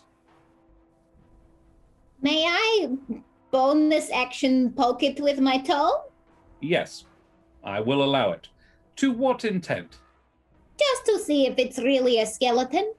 You do that. It is really a skeleton. Wow. Okay, it's their turn. Nevermore, you have Anybody with successfully anybody attracted with a the attention of 3 of them. Trish, you are on the far side. You are nearest to these 2, so they will swarm over to you. And Jude is going to get shot by that one over there. So I am going to make 2 attacks. First of all, on Trish with these guys. They are going to. Just going to pair those. A 17 and a 19. That's pretty decent. Let's roll that damage, because I'm reasonably confident that hits, yes? Yes, they both hit. But pair it 10 piercing damage all up. Damn it! Nevermore, you're going to get shot twice and attacked once, so I'm going to roll 3 d20s. Okay, so roll, first of all, roll a d20 just once, because it'll change the Okay, fair number enough. each time. All right, So I will d20 roll a once. 17. Okay, So that'll the- hit one of my duplicates, so you the have to first roll one- against an AC of 13. 11? 13. Short sword. That'll hit. So one of 23. them puffs and disappears. Yep. So Yep. roll again to d20. Then the arrows, now 2 of them are going to shoot There you are. That one is going to hit a duplicate. Very well. It's going to shoot it. It says short sword, but it is a short bow. That'll hit. Yeah. And it just then explodes, does it? It just disappears. It like just pops out of existence. And Nicely now there's done, only Oz. one more left. And now roll Yep. a d20 again. 11. That one is going to hit. The duplicate, isn't it? 50-50? With one duplicate, you must roll an 11 or higher to hit a duplicate. Yes, it will hit. Yeah. Your duplicate. Okay. 19. They all just disappear. Oh, ah! But it worked. Hey, dude, you just avoided an entire round's worth of hits that all Yeah. would have hit you. That's Yeah. that's good. Lucky. Well done. It is, Yeah, and shit. now we will roll Jude's. One is going to attack Jude. One is going to Didn't even attack the realize that. highest Holy AC crap. person in the party. Now that Helvig's gone. 14 misses. It pings off Jude's armor. Jude's breastplate just takes it and just bing. There you are. Back to the top of the order. Trish, you got two angry clackety birds, folks, skeletons. There is an animating force in their eyes. A sort of dark mist is inside the eye sockets of their skeletal heads, skulls, if you will. These are bird skeletons as well, so the eyes are huge, like really quite upsetting. Gross. I'm gonna hit the one south of me with my Very well. short sword. Yep, Unless I don't. you don't. Oh, well, I'm But gonna you do have offhand a fancy strike dagger. him. I am gonna offhand strike with my fancy dagger. You do that. Hey, that'll do it. Roll me That'll some hit. damage. Roll me some damage. 4 piercing. Very well. then I You go do to 4. Oh, Back yes? away, because I'm allowed to do that. I'm a fancy You are allowed rogue. to do that. You do, because you're a fancy rogue with a fancy dagger. Where do you go and stand? You going to stand next to Nevermore? You Yeah, take cover nearest behind the squishy Nevermore. wizard? Okay. I'm there to help. I'm there to help. fair. No, fair. As long as you're standing next to somebody, you can sneak attack. Yeah. Cool. You do that. Nevermore, it's your turn. I'm going to drop to one knee and slap the top of my book 3 times. Pew, pew, And I'm going pew. to shoot 3 rays out towards them. Do I have to roll a d6 first to determine what kind of spell damage it is based off? Oh, the... is this I'm is using Scorching Ray. I am. Are you wanting to? Actually, I don't. Are you particularly endeavoring give it, to change I don't give the a spell toss. type? I don't give Okay. a toss. So I will just cast it. Hang on. In which Did I just case, roll damage? Hang on. Who have we got? Omi, can you roll me a D2? Type exclamation mark roll space 2. Highs. Something interesting happens. 1. So my first ray misses. It comes out red. My first ray misses. My second ray. Oh, this is Scorching Ray. Yeah. An Oh. 11. I'm afraid 11s are not enough. And then the one that's right next to me, an 18. But it's an ranged spell attack, is it not? It is a ranged spell attack, so it gets an attack Roll with opportunity, I think. disadvantage. Disadvantage? Okay. Unless you move away from it. No, I'm going to stay right there. Uh-huh. I'll just roll it again. 21. 21. Yeah, you hit the one that you had disadvantage to hit. 8. For 8 scorching damage, fire damage. Yep. It Yep. takes 8 fire damage. It doesn't appear to enjoy the experience. I can't imagine. I mean, it who would. does? But And I will keep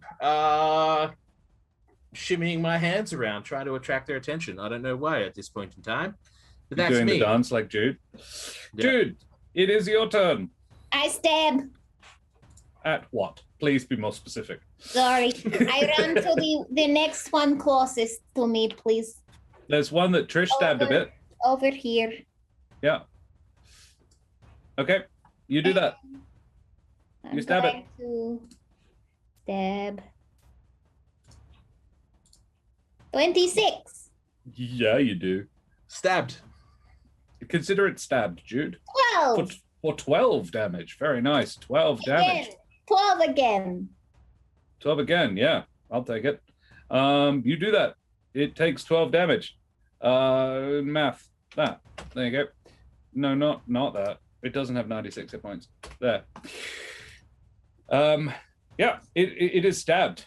It looks stabbed too. It doesn't look like it enjoyed being stabbed. But as far as its face obviously is incapable of showing emotion, so it really just sort of gazes down at you. It can't even look perplexed. It just sort of sees that you have stabbed it and goes, "Fair enough. You know, you've stabbed me." Do you do anything else? I would like to cast the bonus action spell. Hold on. Can I cast Bless as a bonus action? I don't know. Does it say so? I believe it's an action. Yeah. But I could be wrong. I think Divine Favor is a bonus action. Yes, it is. If you want to do that, I'll allow you to apply the damage to the thing you just did. Okie dokie. All right, you cast Divine Favor. Consider yourself Divine Favored. Roll 1d4, please. 1d4. 1d4. 1. An extra point of damage to the thing. It's that is radiant damage. So it's Noted. doubled, I think. Yeah. I'll tell you. I'm probably wrong. Sorry. I'll check. Because these are not things I made up. Nope. Oh, no. They do have a vulnerability. It's not radiant. Yep, you do that. It's their turn now. It retaliates, Jude. Straight off the bat, I'm just going to tell you, this one's going to come in too. Jude, you're going to get hit or shot 3 times. Okay. Going to do, so the first 2 will be against Jude here. Come on. 1, 2, 3. And the third will be against Nevermore because he's standing next to the guy in question. Oh. They all I hit. think they all hit their targets, don't they? Yeah. Yeah. So that's 8. 10. Oh, yeah. So no, that's the first one. The second one is 11. So that's 19 damage, Jude. And Nevermore takes 6 piercing. Wonderful. And 6 then piercing. And then the 3 with bows are going to shoot. They're going to shoot. 2 of them are going to continue shooting at Nevermore because he's trying to attack their attention. And one's going to shoot Jude, the last one. The 6 misses you, Jude, but I'm pretty sure the 15 and the 18 both hit. I'm going to cast shield. Noted. In which case your AC becomes 18? 19. 19. You take no damage then. Ping, ping. Beautiful. Good job. Well done. Nice beautiful. use of that. Cool. And it's back to the top of the order, Trish. All right. I'm going to run back up here to be with Jude. I'm going to stab that guy in front of me with me sword. With me sword. With me sword. I'm going to stab it with me sword, Mr. Frodo. 13 does it. Yeah, it does. Boom. And you get sneak attack now. Oh, yes, I do. I forgot to Roll take me it. another 2d6. Okay. 7 plus 2d6. You can do it. Oh, wow. Ow, good. That's 18. It dies. Hell yeah, it dies. Your hit, it's like you turn the blade flat on and just bludgeon through it. And it was not expecting this. Its attention was mostly focused on the mouse in front of it. And you just sort of remove about half of its ribs and a good portion of its spinal column. And the whole thing, the top half just falls off and the bottom half collapses. Fun thing about fighting skeletons, it's significantly less visceral. And you now have a bonus action. And you've still got a bit more of move if you want. Yep, I'm going to move forward 1 and I'm going to offhand dagger with my fancy dagger. Stab him in the face! Again, 13 is just enough. Hell yeah. Woot woot. Boom. 3 more piercing damage to the one Jude radianted. For that. That's down to that. That's good. Teamwork, Cool. Jude. Yeah, it is. Nevermore.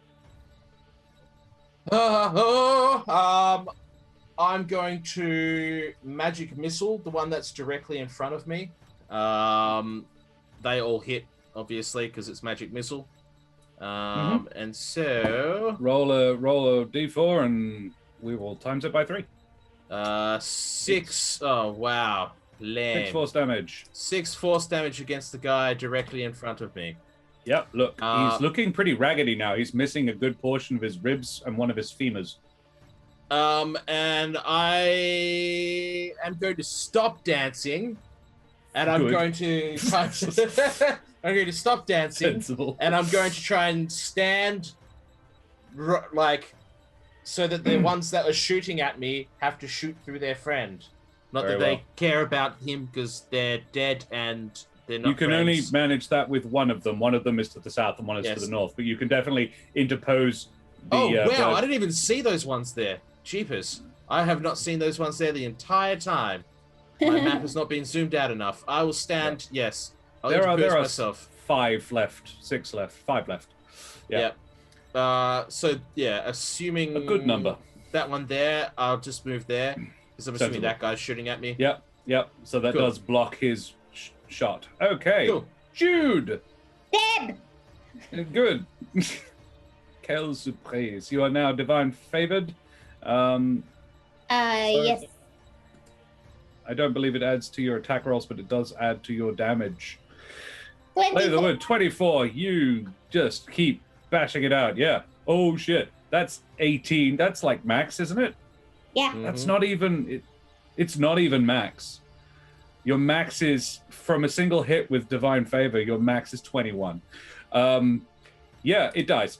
In short, a burst of radiant light, of actually light blue radiant light. And this whole thing, you cleave the skull in twain, and it just falls to the side, and the rest of it just collapses into a pile of bleached bones. Yes. And then I would like to cast Lay on Hands because I need to heal. On yourself? Yeah. I think you'll find that is an action. But Lay on It is. Hands. Okay. It is not a bonus action, unfortunately. Healing Word is a bonus action, but I'm not sure you have it because it's not a pally spell. No, I do not. Can I do it? Oh, no, that's an action too. Never mind. So, gonna get some shoosting.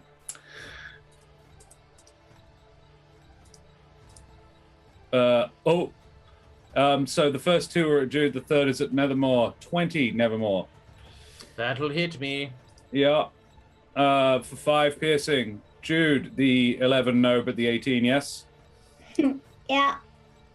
Oh! 3 piercing. I am on 1 hit point. I know. I almost, let's see if I can take Jude out twice in a single game. If Jude forgets to lay on hands, you might. Yeah, well, look. Nevermore. The one that's standing next to you is also going to attempt to short sword you. Nope. 12? Nope. Nope. No, This okay, is jolly 14. good. You dodge out of the way. Now, it is at this point that I'm going to have to ask someone else to make a ranged attack. Bennick, will you please roll me a ranged attack? And Serum, if you could reveal Bennick for us, please. What?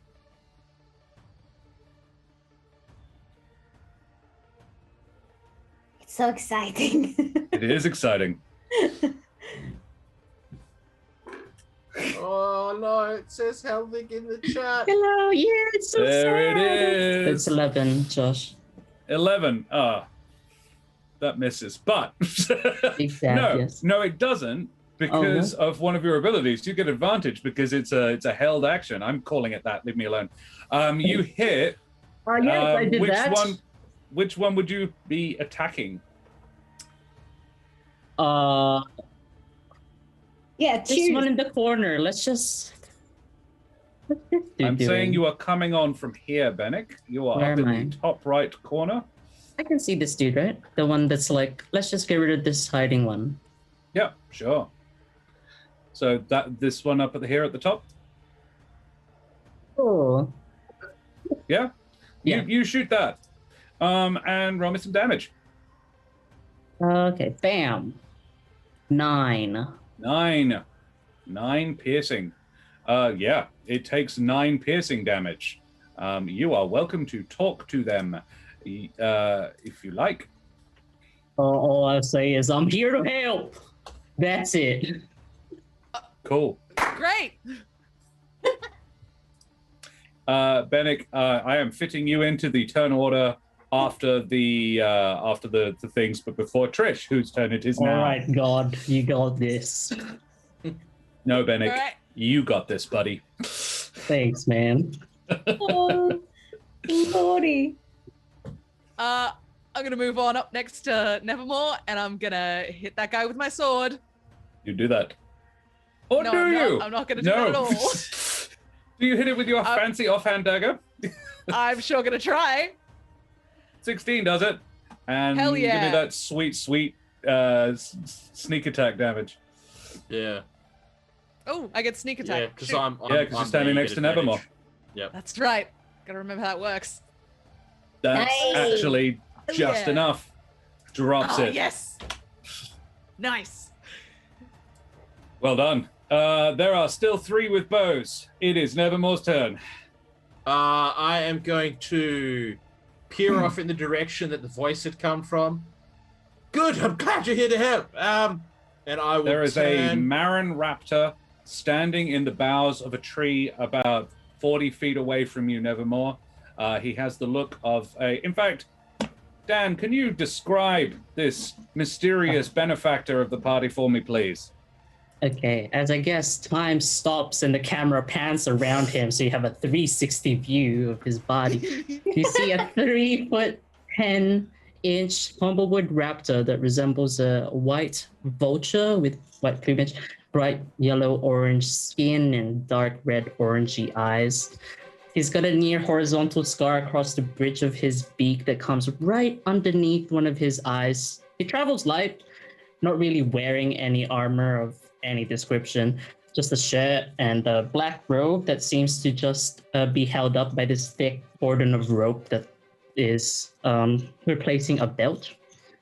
He's got a multifunctional tooled leather quiver with most of his stuff, and what doesn't fit is in a small burlap sack that's like underneath the tree currently because he's like above Busy. or something. He's a busy boy.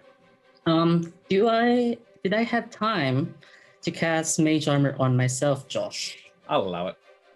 Amazing. He also has what looks to be layered on top is like a glassy, almost translucent image of what is a mockery of leather armor.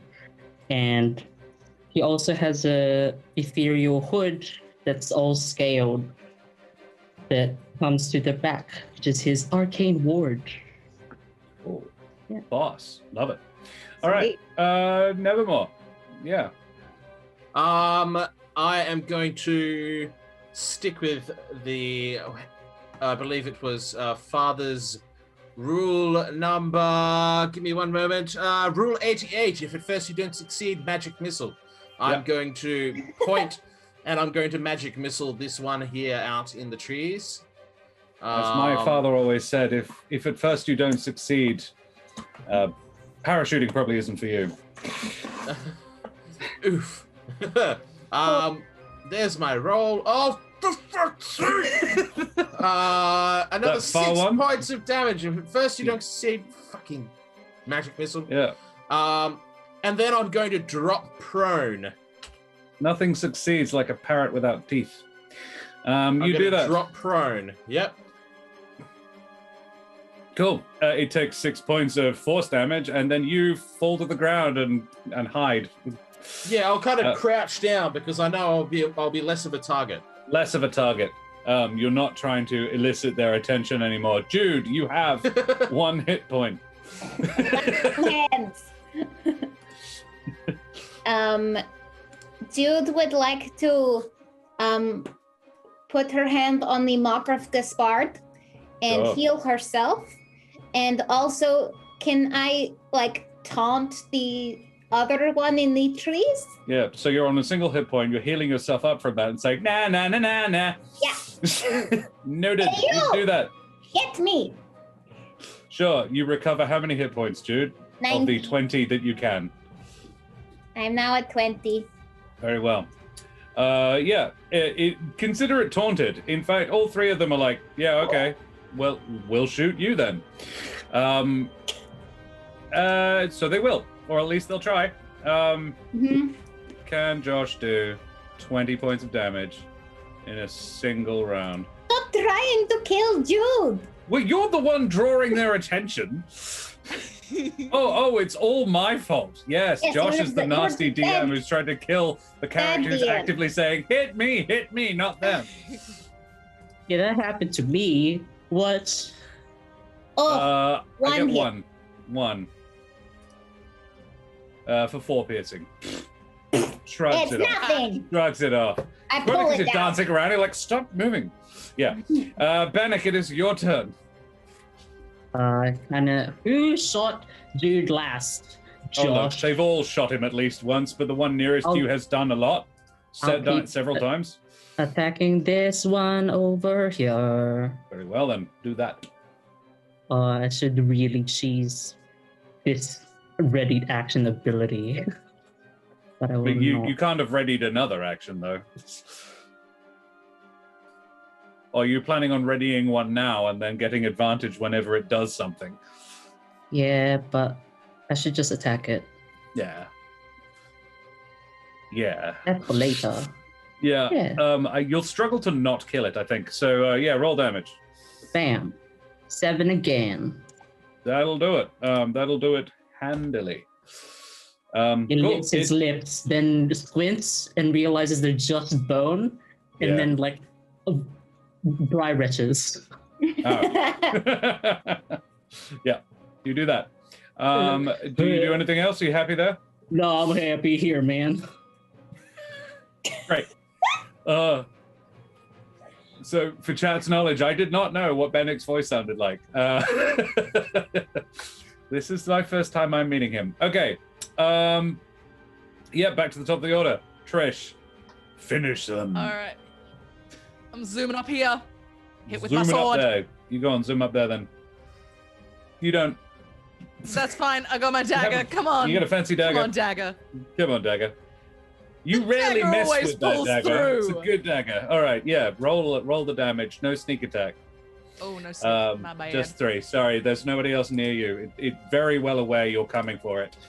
Bearing down on it with your fancy dagger. It dodges out of the way of your sword swing, but it takes the fancy dagger in the gut, except it doesn't have a gut. It's just got an empty space. But it takes it there, and you nick out a vertebrae. But it really just gets a little shorter and keeps trying to hit you. It's like Nice. taking out a Jenga. It just keeps going. And then it's Jude. Who else but Jude? Jude? Oh, no, sorry, it's Nevermore. It's Nevermore. Okay. Sorry, Nevermore. I was Then going to it's say, you. if at first you don't succeed, magic missile! Same one, the one that Trish is fighting? I'm going to shoot 1 at that one, and I'm going to shoot 2 at this one over here. Oh, split the Goose. damage. So, Come on, roll a 4. Because it's what you need. Double kill? Oh, no. No, sorry, buddy. It's on, I'm going to tell you, it's on 1 hit point. So The yeah, one Trish is fighting. so 6 um, damage to that one. Well, yeah, And cool. 6 So- damage on that one down there. Fucking spellbook. Consistently doing It's 6 got nothing damage. to do with me. Yeah, it's not your performance at all. Jude. Jude would like to take out one of her javelins and throw it through the one not fighting Trish. Very well. Okay. Rather than run up to it. Yes. I did Rather than- nothing. No, yeah. You hit it, but it just sort of passes straight through because you would hit it. You're aiming for its center mass, but its center mass is not very squishy. So the javelin just passes straight through between a pair of ribs, and it's just like, Nutter butter. This one, because Nevermore shot it, is going to shoot Nevermore. It's disadvantage because I'm prone. Well, it's going to shoot Nevermore. Yeah, doesn't. But the other one is going to take a swipe at Trish and crits. It pulls out a short sword and lays into you, Trish, for 8 piercing damage. You've copped a lot today. Have. Yeah, and that's their turn. Bennick. I shoot straight. Which one? The one that map hatch fella. Fine. Kill steal, but yes. Oh, well, You miss. maybe not though. Yeah. Yeah, you miss. That's my turn. Trish. And our rolls have just made this combat 10 times longer. Yeah. Well, they've also been doing crazy well. This is some They of my have, finest yeah. rolling.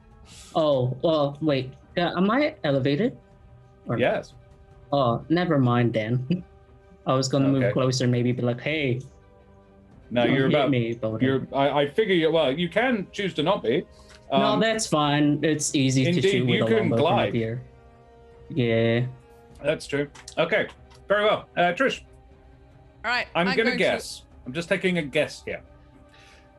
Is it? You- And don't tell me. Is it? Stab it with your fancy dagger. It is stab it with my fancy dagger. Yes. Excellent. Offhand stab first because I'm. Yeah, do that. I'm funny. That is exactly what you need. Hell yeah. Old reliable. 4. Nice. Yay. It dies. You just Great. plant this up to the quillions of this dagger in its head, and the rest of it falls away, but the skull actually stays on the end of the dagger. And you sort of shake it, and the skull falls off. Boop. Down to 1. And- Then there was 1. Yep. And now I'm gonna run over to the one that's left and hit it with my You know, sword. this one- Fun. You unless your movement is 35 feet. I have my fancy boots, so my movement's 60. Woohoo! Did you use an action to click your heels together, or is it a bonus action? Do I have to do that? Dang. Yeah. Oh, you Will I get- do that now? And then get to him and then do nothing, I guess. Yeah. You're up in his grill. Fine. You're all up in his grill. You're up in his George Gotta Foreman. remember to click the Okay. heels. Yeah, the start of every combat. Yes. Come click on, your heels Dorothy it together. up. Yeah, exactly. They are red as well. Jude, it is your turn. I think it's Nevermore's. Yeah. I'm sorry, Nevermore. It is. Josh should use a turn. I want the last hit, but I think it's Nevermore. Is there still one down the bottom right of the map Yes. or not? Yeah, bottom Uh-huh. left only. Bottom left Oh, only. bottom left only. Okay. Oh, so hang on. Ignore This, that one. this one here is not there anymore? Which one? There's There's one one that's down the like very bottom right. bottom right. Very far away in the trees. That's where I was gonna attack apologize. first, but you didn't say anything. Or like- I'm going I don't to... even know what that one's doing there. Sorry, no, that one's not there. Okay, wonderful. I'm going to fire bolt the one next to Trish. And I will cast it now. Very well. And I will miss. Oh, hang on. No, Yeah. I That's, cast the that's your damage. damage, yeah. Scheisse. Oh, And I will miss. Miss. Yeah. Slightly less badly. It's because you tried to hit with a D10. Yeah, my bad. Jude. Jude runs forward and stabs it. Yay! Maybe. Let's find out. Probably. Jude will Let's stab, be honest. stabbing. Jude is stabby. There it is. oh. Yeah. Jude, with all the stuff you've layered onto yourself, this should be fine. Yeah. That'll do it. It dies. God, Woo! Hell the yeah. damage. It goes down. And the collection, the random assortment of bones and the occasional feather held together with a tiny bit of sinew and otherwise just magical force collapses to the ground. And yeah, consider combat Over. I do my due diligence and look around first. Roll a perception check. From up on my perch on high. Yep, you'd have advantage. I'll hop up and start 15. prestidigitating myself. 15, you don't see any more dangerous things. You do make out the tracks of a forest prowler, but they don't look new. They don't look fresh. All right. I kind of glide down and get my sack and walk over. Hello there. This vulture-looking Marin raptor flies down, picks up his sack, and walks over to you. I can't mean to. Jude, you have a dirty that's mind, you. AJ. That's a you. You made that funny. Picks up his sack. It's my sack. Tucks his What's sack so funny away. about it? Because you say it's burlap, it's hairy, isn't it? It would have a sort of a vaguely hairy feel. We don't need to talk about his textured sack, all right? So, Why though? who is our savior? Mysterious benefactor.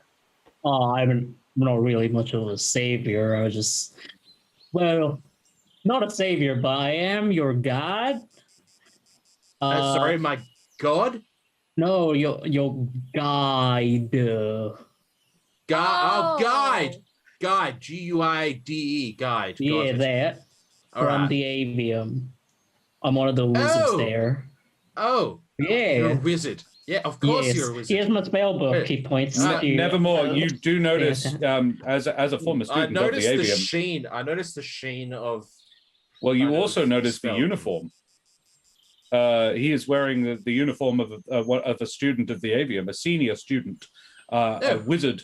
So you actually know Nevermore because you've attended this school. He is I believe it's abjuration, isn't it, Bennick? This is an abjuration, a journeyman level abjuration wizard. A level similar to what you attained, but I believe you're not abjuration, are you? No, I'm School of War Magic. That's right. Yes. While you were at school, your uniform was black with red and blue vertical parallel stripes. His is just edged in blue. Huh. Well, pleasure black to but make edged your in blue. acquaintance. Nevermore is my name. Yeah, Bennick, like I've been in someone's neck. That dude. That's my Bennick. name. Yeah, that's how you remember my name. Got it, Benny. All right. So you all look mighty alive, and that's great and Yeah. not tasty. I'm going to crouch down and I'm going to cast Mending on Jude's pantaloons just to fix them up so they don't have the big gash in them anymore. I kind of like appreciate it, but fuss him off. Like, Jude, you have to look presentable, please. Stop it. Fine, whatever. Well, I extend a hand to Bennick and say, nice to meet you. My name's Trish. I shake it with a lot of vigor. There's a lot of big angles for the All right. handshake, especially for I- someone his size. Yes, I love your would. enthusiasm. Thanks. I like your handshake. Yeah. And I am Jude, potato sack. Well, nice to meet you, sir. Sir, yes. Yes, Nevermore. And I won't be shaking your hand because that looks violent. I could just pat your hand if that's how you do it. Absolutely not. Please. Like in high five? That's fine with me. A high five? Yeah, sure. He kind of like attempts to flatten his talons as much as possible and then does Think like a mine's a high palm five. strike more than a high five. Yeah, Right. I did it. You're great. Okay. Well, Bennick- I'm going to. Yeah. Perhaps we should be on the way. Yeah, I it's appreciate the help. Absolutely. you already know where you're going, but I guess Yeah. we'll just come on with. Sure. Bennick leads you to a remarkable structure. Nevermore, I'm not going to tell you how you feel, but it might feel like coming home. You see 4 gigantic circular stone platforms floating alongside several towers and spires in the air above you. These structures slowly rotate around a leafless and branchless tree trunk made of solid stone. Wow. The trunk towers hundreds of feet high. It's nowhere near the scale of Alderheart, but this tree would be kin to the Alderheart tree. Trish. The orbiting structures appear to connect intermittently to stone bridges which jut out of the trunk near the upper levels. So, once every half hour or so, you can cross the bridge. You can see 2 perch guard in a crenellated watch post above the entryway to this petrified trunk. They nod a greeting to you and Bennick, and moments later, a robed, bespectacled raptor glides down and lands at your feet. Greetings. I presume you are the defenders of Alderheart. I'm Associate Professor Birchwalker. You can call me Reese. The Dean is expecting you. Please, follow me. And we're going to leave it there, ladies and gentlemen. Wonderful. Welcome, Bennick, everybody. This is Bennick. Dan will be playing Bennick for the next foreseeable future. Oh, man. Bennick, you can see there. Look at the art. Hmm. So you notice Bennick has a different badge because he's not an honorary member of the Wildwood Brigade. The Wildwood Brigade anymore. No, you don't get to be an honorary Wildwood Brigadier, but you are a student of the Avium, which is still a pretty cool thing to be. So, everybody, thank you so much for watching and playing. Thank you to the Deck of Many for their great work with writing the source book. Thank you to Serum for his great work behind the scenes. He's had a lot to deal with today and sort through and make out and all that stuff. AJ has done fantastic work as well behind the scenes with the producing of this series. Thank you to our amazing, wonderful, and just downright appreciated sponsors, Wooten Forge, purveyors of WA's finest handcrafted wooden tabletop accessories. Check them out at wootenforge.com. Hand modeled there, beautifully gorgeous. Now, as with last session, I will get some favorite moments. For the session, I'm going to ask everyone for a favorite self moment, something positive from each player. Chat, if you have favorite moments, probably not so many self moments, but favorite moments for us, please chuck them up. We'd love to see them. Love to know what your opinion are. So, you know what? I'm going to break with tradition, and actually, I'll go first because I always make somebody else go first. I will do a favorite self moment. I have to be brave for once, I'm so proud of you. Thank you. I'm growing. That's my growth. My favorite self moment would be Havel. Would be coming up to because in Havel's head, was genuinely not sure if I should approach the party. And Jude was emanating fuck off. And Havel didn't. He was just like, I don't want to, I'm really concerned my boyfriend's dead, but I know you guys have lost a friend. And yeah, I'm really proud of, I'm really proud of the way I did Havel. Genuine emotion is what I got from that. 100%. I was gonna say the Havel scenes as well. Just you could tell that you were moved by what was happening as well, and I in turn, that was one of the moments where I was kind of starting to get teary-eyed. Was just, yeah, you really fell into it well. So that was great. Thank you. And also you trying your fucking darndest to make sure that we got Not out kill alive. He's like, I didn't, no. Like, the rolls should be better. All you need to do is make an athletics check to run away. 3, Literally 4, all I needed was 6. an average of 13. Let's do We're gonna get it. Nope. got a 12 once. I was like, okay, I'll kind of give that to them. It'll be fine. What? Yeah. My favorite DM moment tonight was all your descriptions and your sort of scene transitions of the funeral, of the like avian, school, like everything was genuinely amazing. Also, the skeletons, like the way that you described them was really funny. And I feel like Jude would have picked up one of those cleaved skulls, by the way. Yeah. The one she cut in half. Yeah. Yeah, I felt it needed a little levity. It was great. Speaking of levity, you let us ride a snake, and that was cool as fuck. So thanks for that. How do I save them? How do I save them? Thank you for letting us ride a snake.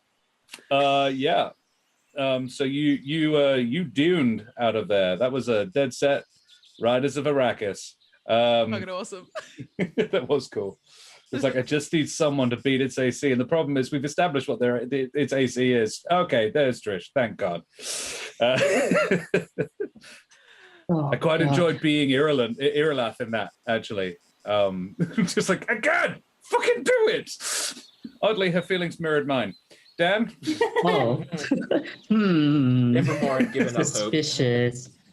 My favorite DM moment, I think, was the service for Helvig. That whole bit, as in just to lay the stage on what the people of Alderheart. I didn't really foresee Helvig being that much of a figure. Really, he doesn't even see himself like that if he saw that. But to witness that, and also for the party to go fuck off during Grief is a fascinating thing. Yeah. And spoilers. Story time. I used to work in the funeral trade. I've been to more funerals than most people go to in their entire lives. And I've seen so much, and it's so, everybody deals with it very, very differently. And so my urge was to, what I wanted to do was give you more, and you kept rebuffing it. It was fascinating. It was really interesting to see, and really, really cool role playing from all of you in that. I'm going to throw it over to a relatively easy one, because there hasn't been, I wanted to have more Bennick, but we're running out of time. I'm your favorite Dan moments. I mean, for us, and only the accent, yeah. Yo, absolutely, yeah. It was kind of startling. Yeah, it's such a sea change. So deep. I was not expecting it. Yeah, that's Dan once again flexing his acting chops. Yeah, my favorite Dan moment. And I want to get in there because we've already said that we're going to say this. We said this in the break. So, audience, what you may not have known is that Dan has been in the Zoom chat this entire time. So we've been able to see his reactions to all of this. There was some really, really great reactions. He was hugging a pillow during. I was ready. Yeah. During some of the really sad stuff. But it was when Nevermore pulled his bed into the girls' room. I said, I'm not going to sleep on the bed. I'll sleep on the floor. And Dan goes, really? Now you decide to do that? I almost said out loud, oh, Dad, stop it. And then I was like, no, they don't know he's here. A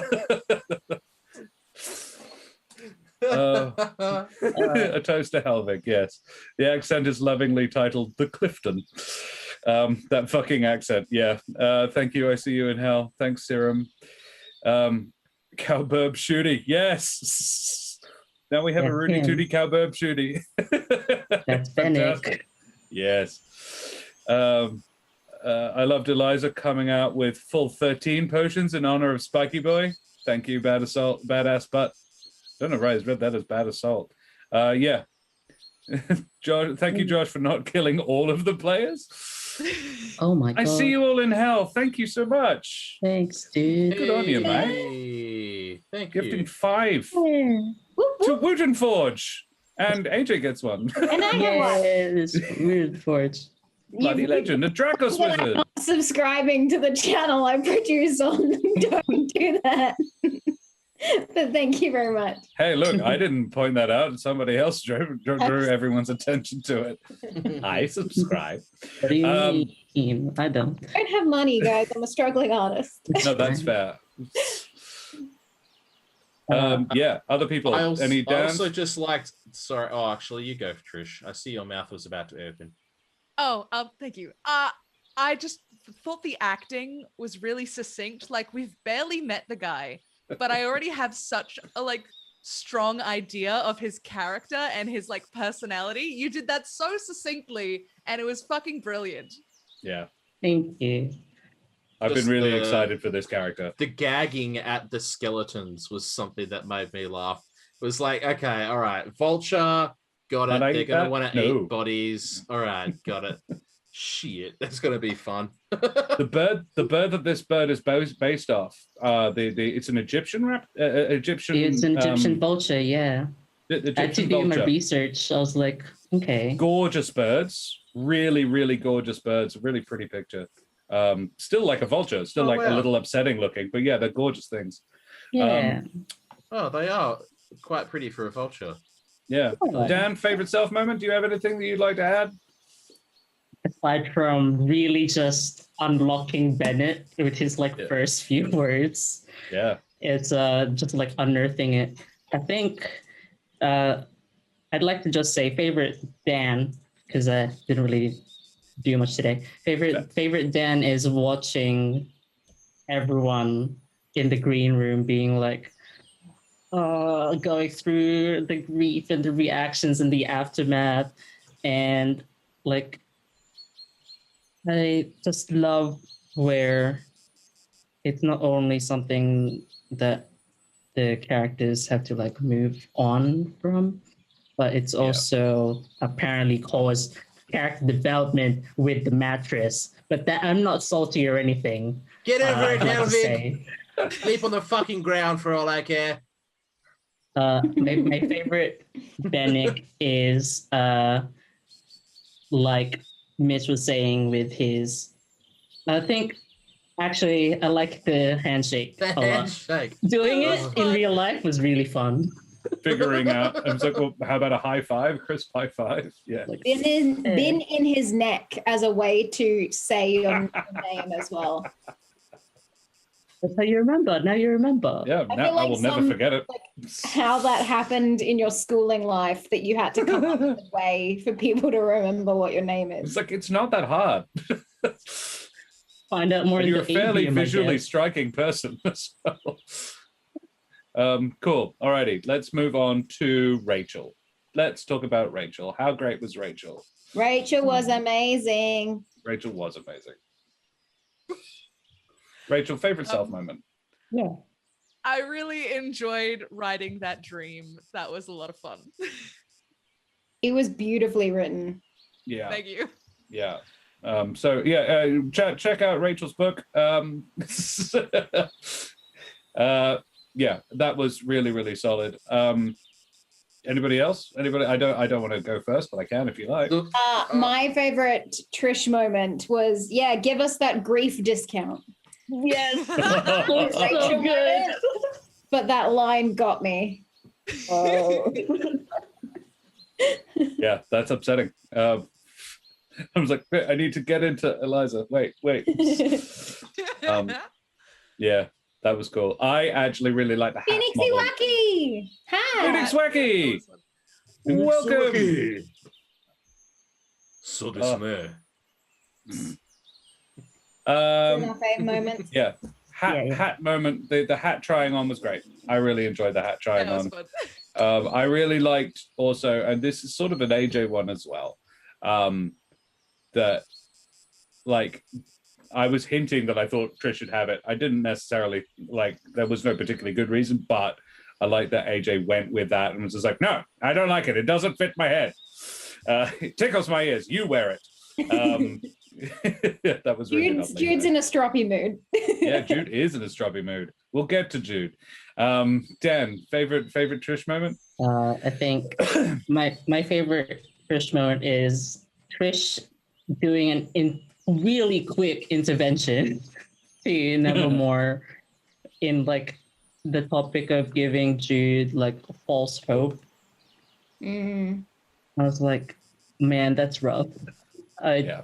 like just sitting there listening to it, and I'm like, I mean, I understand like what she was trying to like accomplish Yeah. and like just stave it off, but it's hard. All that whole scenario is just tough. Yeah, absolutely. Yep.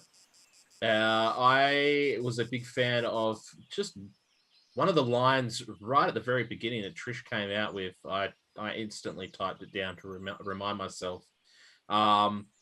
Where Jude was like, basically saying that didn't want to leave because of Helvig, and Trish came out with "Run today so we can fight tomorrow," and I thought that was very poignant. It was just a very kind of hit it on the nose.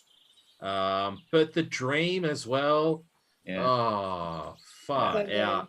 All three dreams were really good, but your dream was the one that broke me the most, because the rule that you came out with, which I kind of haphazardly typed out, was sometimes a small party is a better party. No dead weight means no dead adventurers, or some words to that effect. And I just was like, Trish is so much more than that. And how can Trish ever think they're dead weight? And I got hell emotional. I was like, no, Trish, no. I really loved it because Lazarus that would totally be a Lazarus rule. Yeah, as well. That hit me. That took me really off guard. So kudos to you for that. Yeah, dead set. Well done, Rachel. Let's talk about AJ. Wait, did AJ Rachel have a self moment? Oh yeah, I did. I liked my dream. Okay. Yeah. Good. Yeah. AJ, tell us a favorite self moment.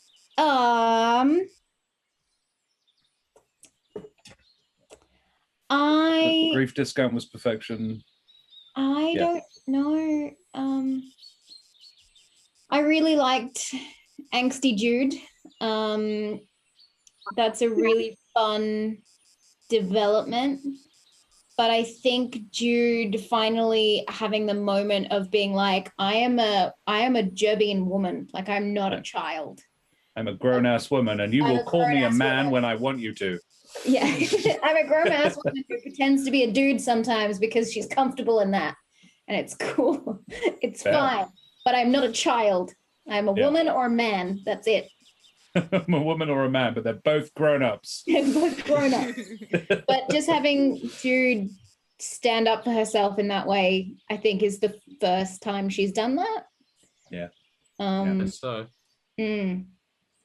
So absolutely. Yeah. That was really strong. I liked leaving the memorial service because a season ago, if this had been somebody else's funeral, even 4 episodes ago, if this had been somebody else's funeral, you would not have been able to shut her up. If she'd met the person for 20 minutes, she would have told a story about it that was in some way about her. Yeah. Very, very true. Wow. Look me in the eyes and tell me I'm wrong. No, I really loved it because it's, again, this is a massive growth episode. But yeah, that was again, you're really in tune with who she is and what she's going through and who she's becoming. And I think that was really, really cool. Yeah. Thank you. My favorite Jude moment is angrily offering a muffin. Like, I don't know if there's anything that actually, like, I don't know, quintessentially like truncated Jude's change. Yeah. That moment, it was just like, nuh-uh. It's real now. Aggressive muffin offerings. Yes, this is getting Chad is loving this. Smut Geek. I love Jude's bedtime story. You know Hi, what? Smut Geek. You know what, Chad? And the rage muffin. Yeah. Trish. I really liked Jude being subtly guarded with Bennick, going back to potato sack, not shaking his hand, not wanting Nevermore to fix her pants. It was subtle, and it was a really cool character moment. I thought it was really good. And props to Dan, because he immediately didn't misgender Jude. Yeah. Yeah. That was well played, all of you. And yeah, that was super good. I would say how obvious it was that Jude was fuming during the talk with the council, just looking across, and you were just red in the face, and like your face was just this mask of wanting to just shout out loud at the injustices of the world, and you just sat there just not saying a thing. And that was another big moment, because Jude doesn't stay shut silent up very often. No. So yeah. And I think it was a combination of that and the fact that when we got outside, you called me on lying to you about Tevor, and the fate of Tevor. That was what finally swayed Nevermore to, and feeding on, I guess, coming into my own moments. Because I think I was the last one for Jude. You're welcome to begin them. That was one of the big things, coming over and sitting down with Trish and Jude and just saying no more. Like, I'm not going to treat you like that anymore. I'm not going to lie to you anymore. I'm going to be honest with what's going on, because it is just us three now. And that was another moment where, like, I actually did kind of, like, my voice broke, and I could see myself in the camera, and my eyes were getting red, and I was like, oh God, push through. But yeah, You didn't demand that the apology was accepted. Yeah, I didn't. No, it was a huge thing, because exactly. Come on, man. Fucking man. I'm right here. Growth, man, growth. Yeah, growth. But yeah, that I feel like that meant a lot to Nevermore, to realize that he had been treating someone he absolutely loved and adored as a kid, and they're not a kid. You know, Jude's not. Jude is not a child. What's interesting to me is, though, that transition has been really quite recent. It's been abrupt. It's been incredibly abrupt. Think until well, basically in game until 3 days ago. Yeah. Jude was a child. Yeah. Yeah. But you need to, it's the adjustment period as you need to keep up with that. And you did a solid job on that one. I will just read a couple of Jude's favorite moments. Sorry, AJ. Jude woke up from that dream and did not speak the entire way to the council. Wow. Just for like a backtrack moment, did not speak. So Jude woke up that morning being like, I'm gonna fight. Like, this is it. Yeah. This is my journey. AJ, the anger was next level for that part. The non-verbal acting tonight for AJ was on point, says Spina. Thank you. My first time watching the stream, and AJ was probably the one who drew me in. Dynamic MLB. Aww, Glad to hear it. Stick around. You'll see more. Come back on Thursday. AJ is the DM. Wow, no, bus.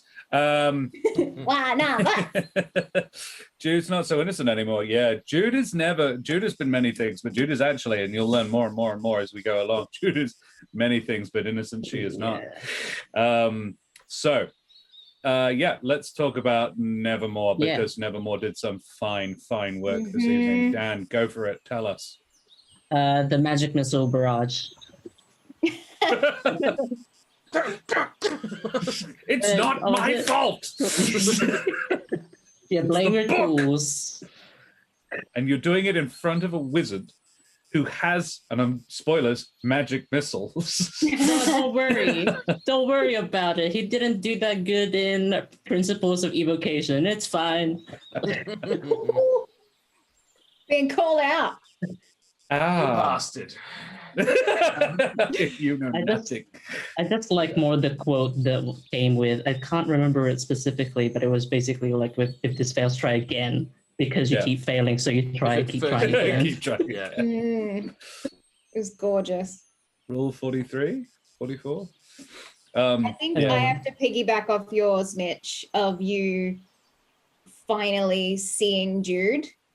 And that whole scene, you nailed it from the beginning, but that moment of like coming over and talking to Tevor and confessing to Havel about Tevor,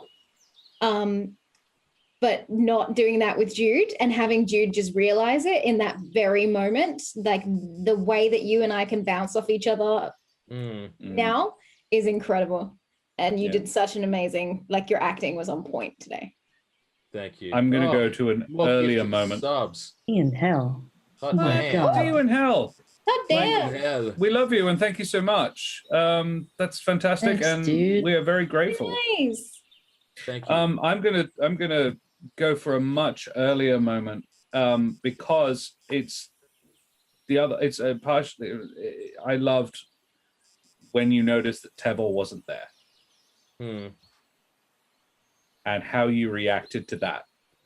Still, and because I really like. I agree with Jude. Yeah, don't baby her. But at the same time, it was actually really nice. You that relationship that you have. It's not a dad. You're not dadding. You're big brothering. Yeah. And you are. The instinct is to. God, Jude fires it up in everybody who ever hears her voice. You know, we must shield this. We must protect this gorgeous innocent creature. And yeah, that instinct to. Okay, don't mention it to the girls right now. It'll only make things worse. Jude will go highly, a highly analytical part of his brain is going, fuck. And I was like, that whole sequence. I was like, how do I tell them that? Because he didn't tell them, but how do I communicate to them that no, he's not going to manage to draw it off very far. He is trying to buy them time. Without. And then I was like, wait, no, I've got Irileth. Yay! DM voice in your head. Run, you fuckers! I was like, I guess we're just going to stay here. And you're like, run! I was like, oh, we're running. Don't do that. This thing is enormous. It's catching you. You're not in a cave. You're hiding next to a hill. Yeah. Rachel?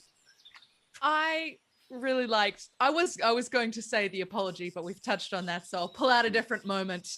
When we get back to Alderheart, and one of the guardsmen, I think it was Garp, is trying to talk to you, and he was like, Helvig? Was it Helvig? And you're just like, shut up. Just shut him down completely. It was fucking cold. You were such and bastards to Phil. It was incredible. Always though. Phil. I was like, I'll bring Phil Gart back. And they're like, you dick. Oh, where's Helvig? Oh, geez. We're walking into town looking like we just had the shit beaten out of us and Helvig isn't with us.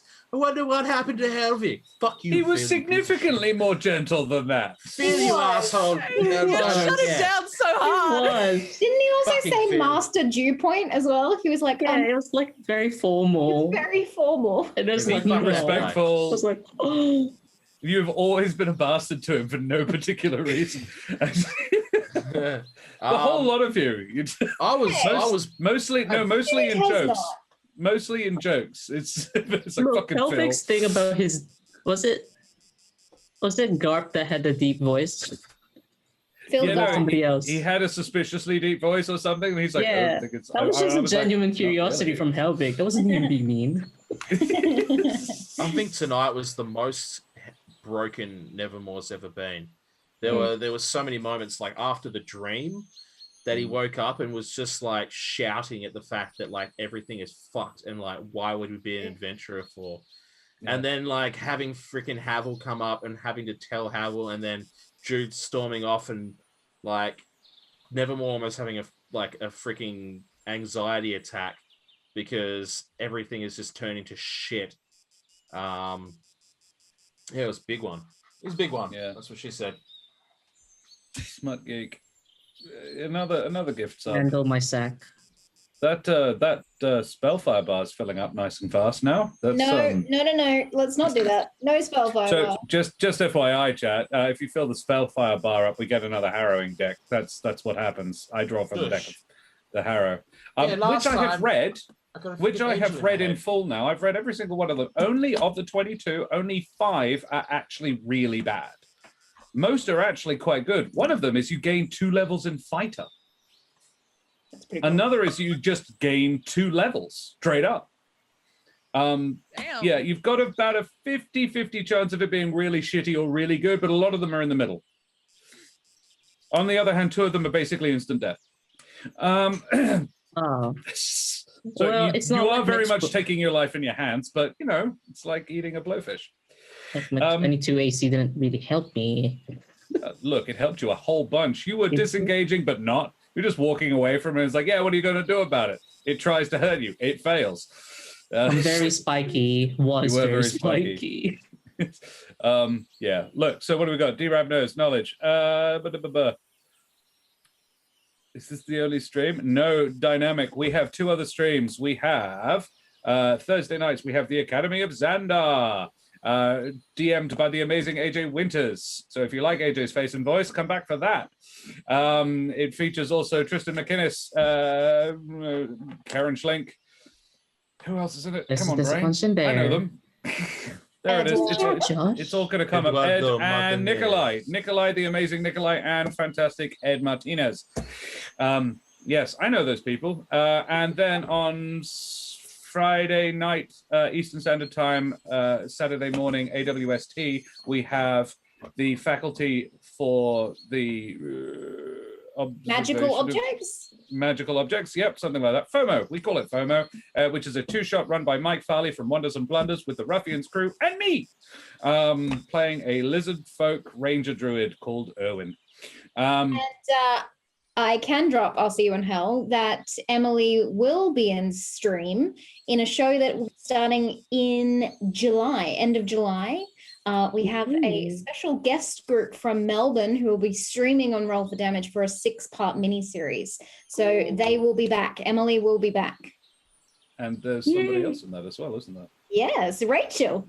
Yes. Yes. Our very own Trish Caper, but not our Trish Caper. Our very own Rachel Foucar, who's her own person, but we like her. I think that's all of them. We've had favorite moments from everybody, guys. We've been running a little while, so we'll leave it there. Thank you so much for joining us, chat.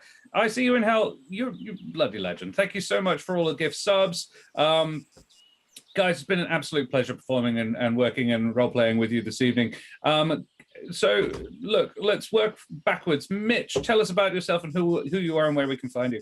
I am Mitch Earnshaw, and I was playing Nevermore tonight. Pleasure as always. You can find me on the Twitter. That's where I usually am, where I will generally just post shit about sumo wrestling and random memes and kitty cats. And otherwise, my only place that you'll find me on Twitch right now is right here at Roll for Damage. Same bat time, same bat channel. That's me. Come back next week. Thank you very much, Mitch. Dan, tell us about yourself and your real life meat space. Hey, I'm Dan. Most of what I do is in the For Real's Life meat space, so I have no twatters and other stuff. But you can find me on the Roll for Damage's Discord. Come join. It's somewhere in the ether. And Sarah will tell us. Yeah, it was a pleasure to play a Bennick, the short and sweet, the carrion feeder that you'll ever meet, dude. That's great. Let's keep that. That's excellent. Rudy Tooty Cowbird Shooty is good, but that's Mike's. So I like that. That's great. Yeah, that's his personality one, and then the Rudy Tooty Cowboy Burb Shooty. That's his. Let's fight. Let's fuck shit up. This is how we do it. Yeah. I believe it's AJ now. AJ, tell us about who you are. Hi, I'm AJ Winters. I am a producer here at Roll for Damage. You can find me on Instagram, where I keep you up to date with all the creative things I am doing. The link is in chat right now. But you can also find me on Thursday nights while I DM the Academy of Xandar. It is in its 2nd season at the moment. We have a couple more, 2 months left of the show, I think, 9 episodes left. All the episodes are on YouTube if you want to catch up. It is about a bunch of misfit students in a school for underage bad kids. I'm explaining this really badly. Reform school. Batman villains in a Hogwarts-esque school, think Breakfast Club, but messier. Legally distinct from all of those properties. Yeah. That it is. I think that does actually sum it up quite well. Rachel, please tell us who you are and where we can find you. Hello, Hello, my name is Rachel, and I'm a writer, actor, and creative trash at large. You can find me on Twitter and Instagram. I'm keeping that, Josh. I like it. I'm keeping I it. fucking love it. Okay. If you don't, I'll steal it. Yeah. No, it's mine. No. I'm on Twitter and Instagram at Rachel Foucar, and I also wrote a sci-fi book called The Rings of Mars, which you can get right here on this very internet. So you can do that if you want to. It'd make me smile. Okay. Well done. Thank you very much, Rachel. Yes, Mesdames, Monsieur, Dame und Herren, and beings of indeterminate gender and persuasion, I am Josh the Pirate, and I have been your humble DM and storyteller this evening. If you've enjoyed my face and voice tonight, you can find me on Paparotica at Fringe World and generally infesting the art scene in Perth, WA. Alternatively, if you like the majestic voice, but you think I could stand to turn the face down a bit, I am also part of the There Be Dragons crew. We're a 5e D&D podcast in a fantasy gunpowder setting where I play the infamous and deadly pirate Skern Feldspar and his little dragon, Rosh. We just had a very exciting session yesterday morning where I saved a past flame by turning invisible with a hand of gory. Yeah, it was crazy. I almost got strangled by a hand. Cool. Please, if you've enjoyed the show. Serum is cute. Follow Serum anyways. We love Serum, and I was about to mention him. Serum is our tech, and he's a bloody legend. Our artist is Brepai. She's also a bloody legend, a different one, legally distinct, but also different and bloody legend. If you've enjoyed the show, please follow and subscribe. Don't forget to check us out on YouTube. AJ, please save me from myself and take us away for a raid. Of course. Tonight we are passing on the love as we do every episode, every show that we have. We go and pass on the love. Tonight we are going to the Eldritch Scribe. Yes. A D&D show. Also Ireland, check I out think. any of the socials. We have Insta and Twitter for Roll for Damage as well, which I manage. So all the artwork for the characters of every show is visible there if you want to go check out all the amazing things that Brie has done. Fenix soon. Yes. So let's go for a raid. Yes. Stick around. Let's raid him. Yay. Bye, everybody. Yeah. Bye.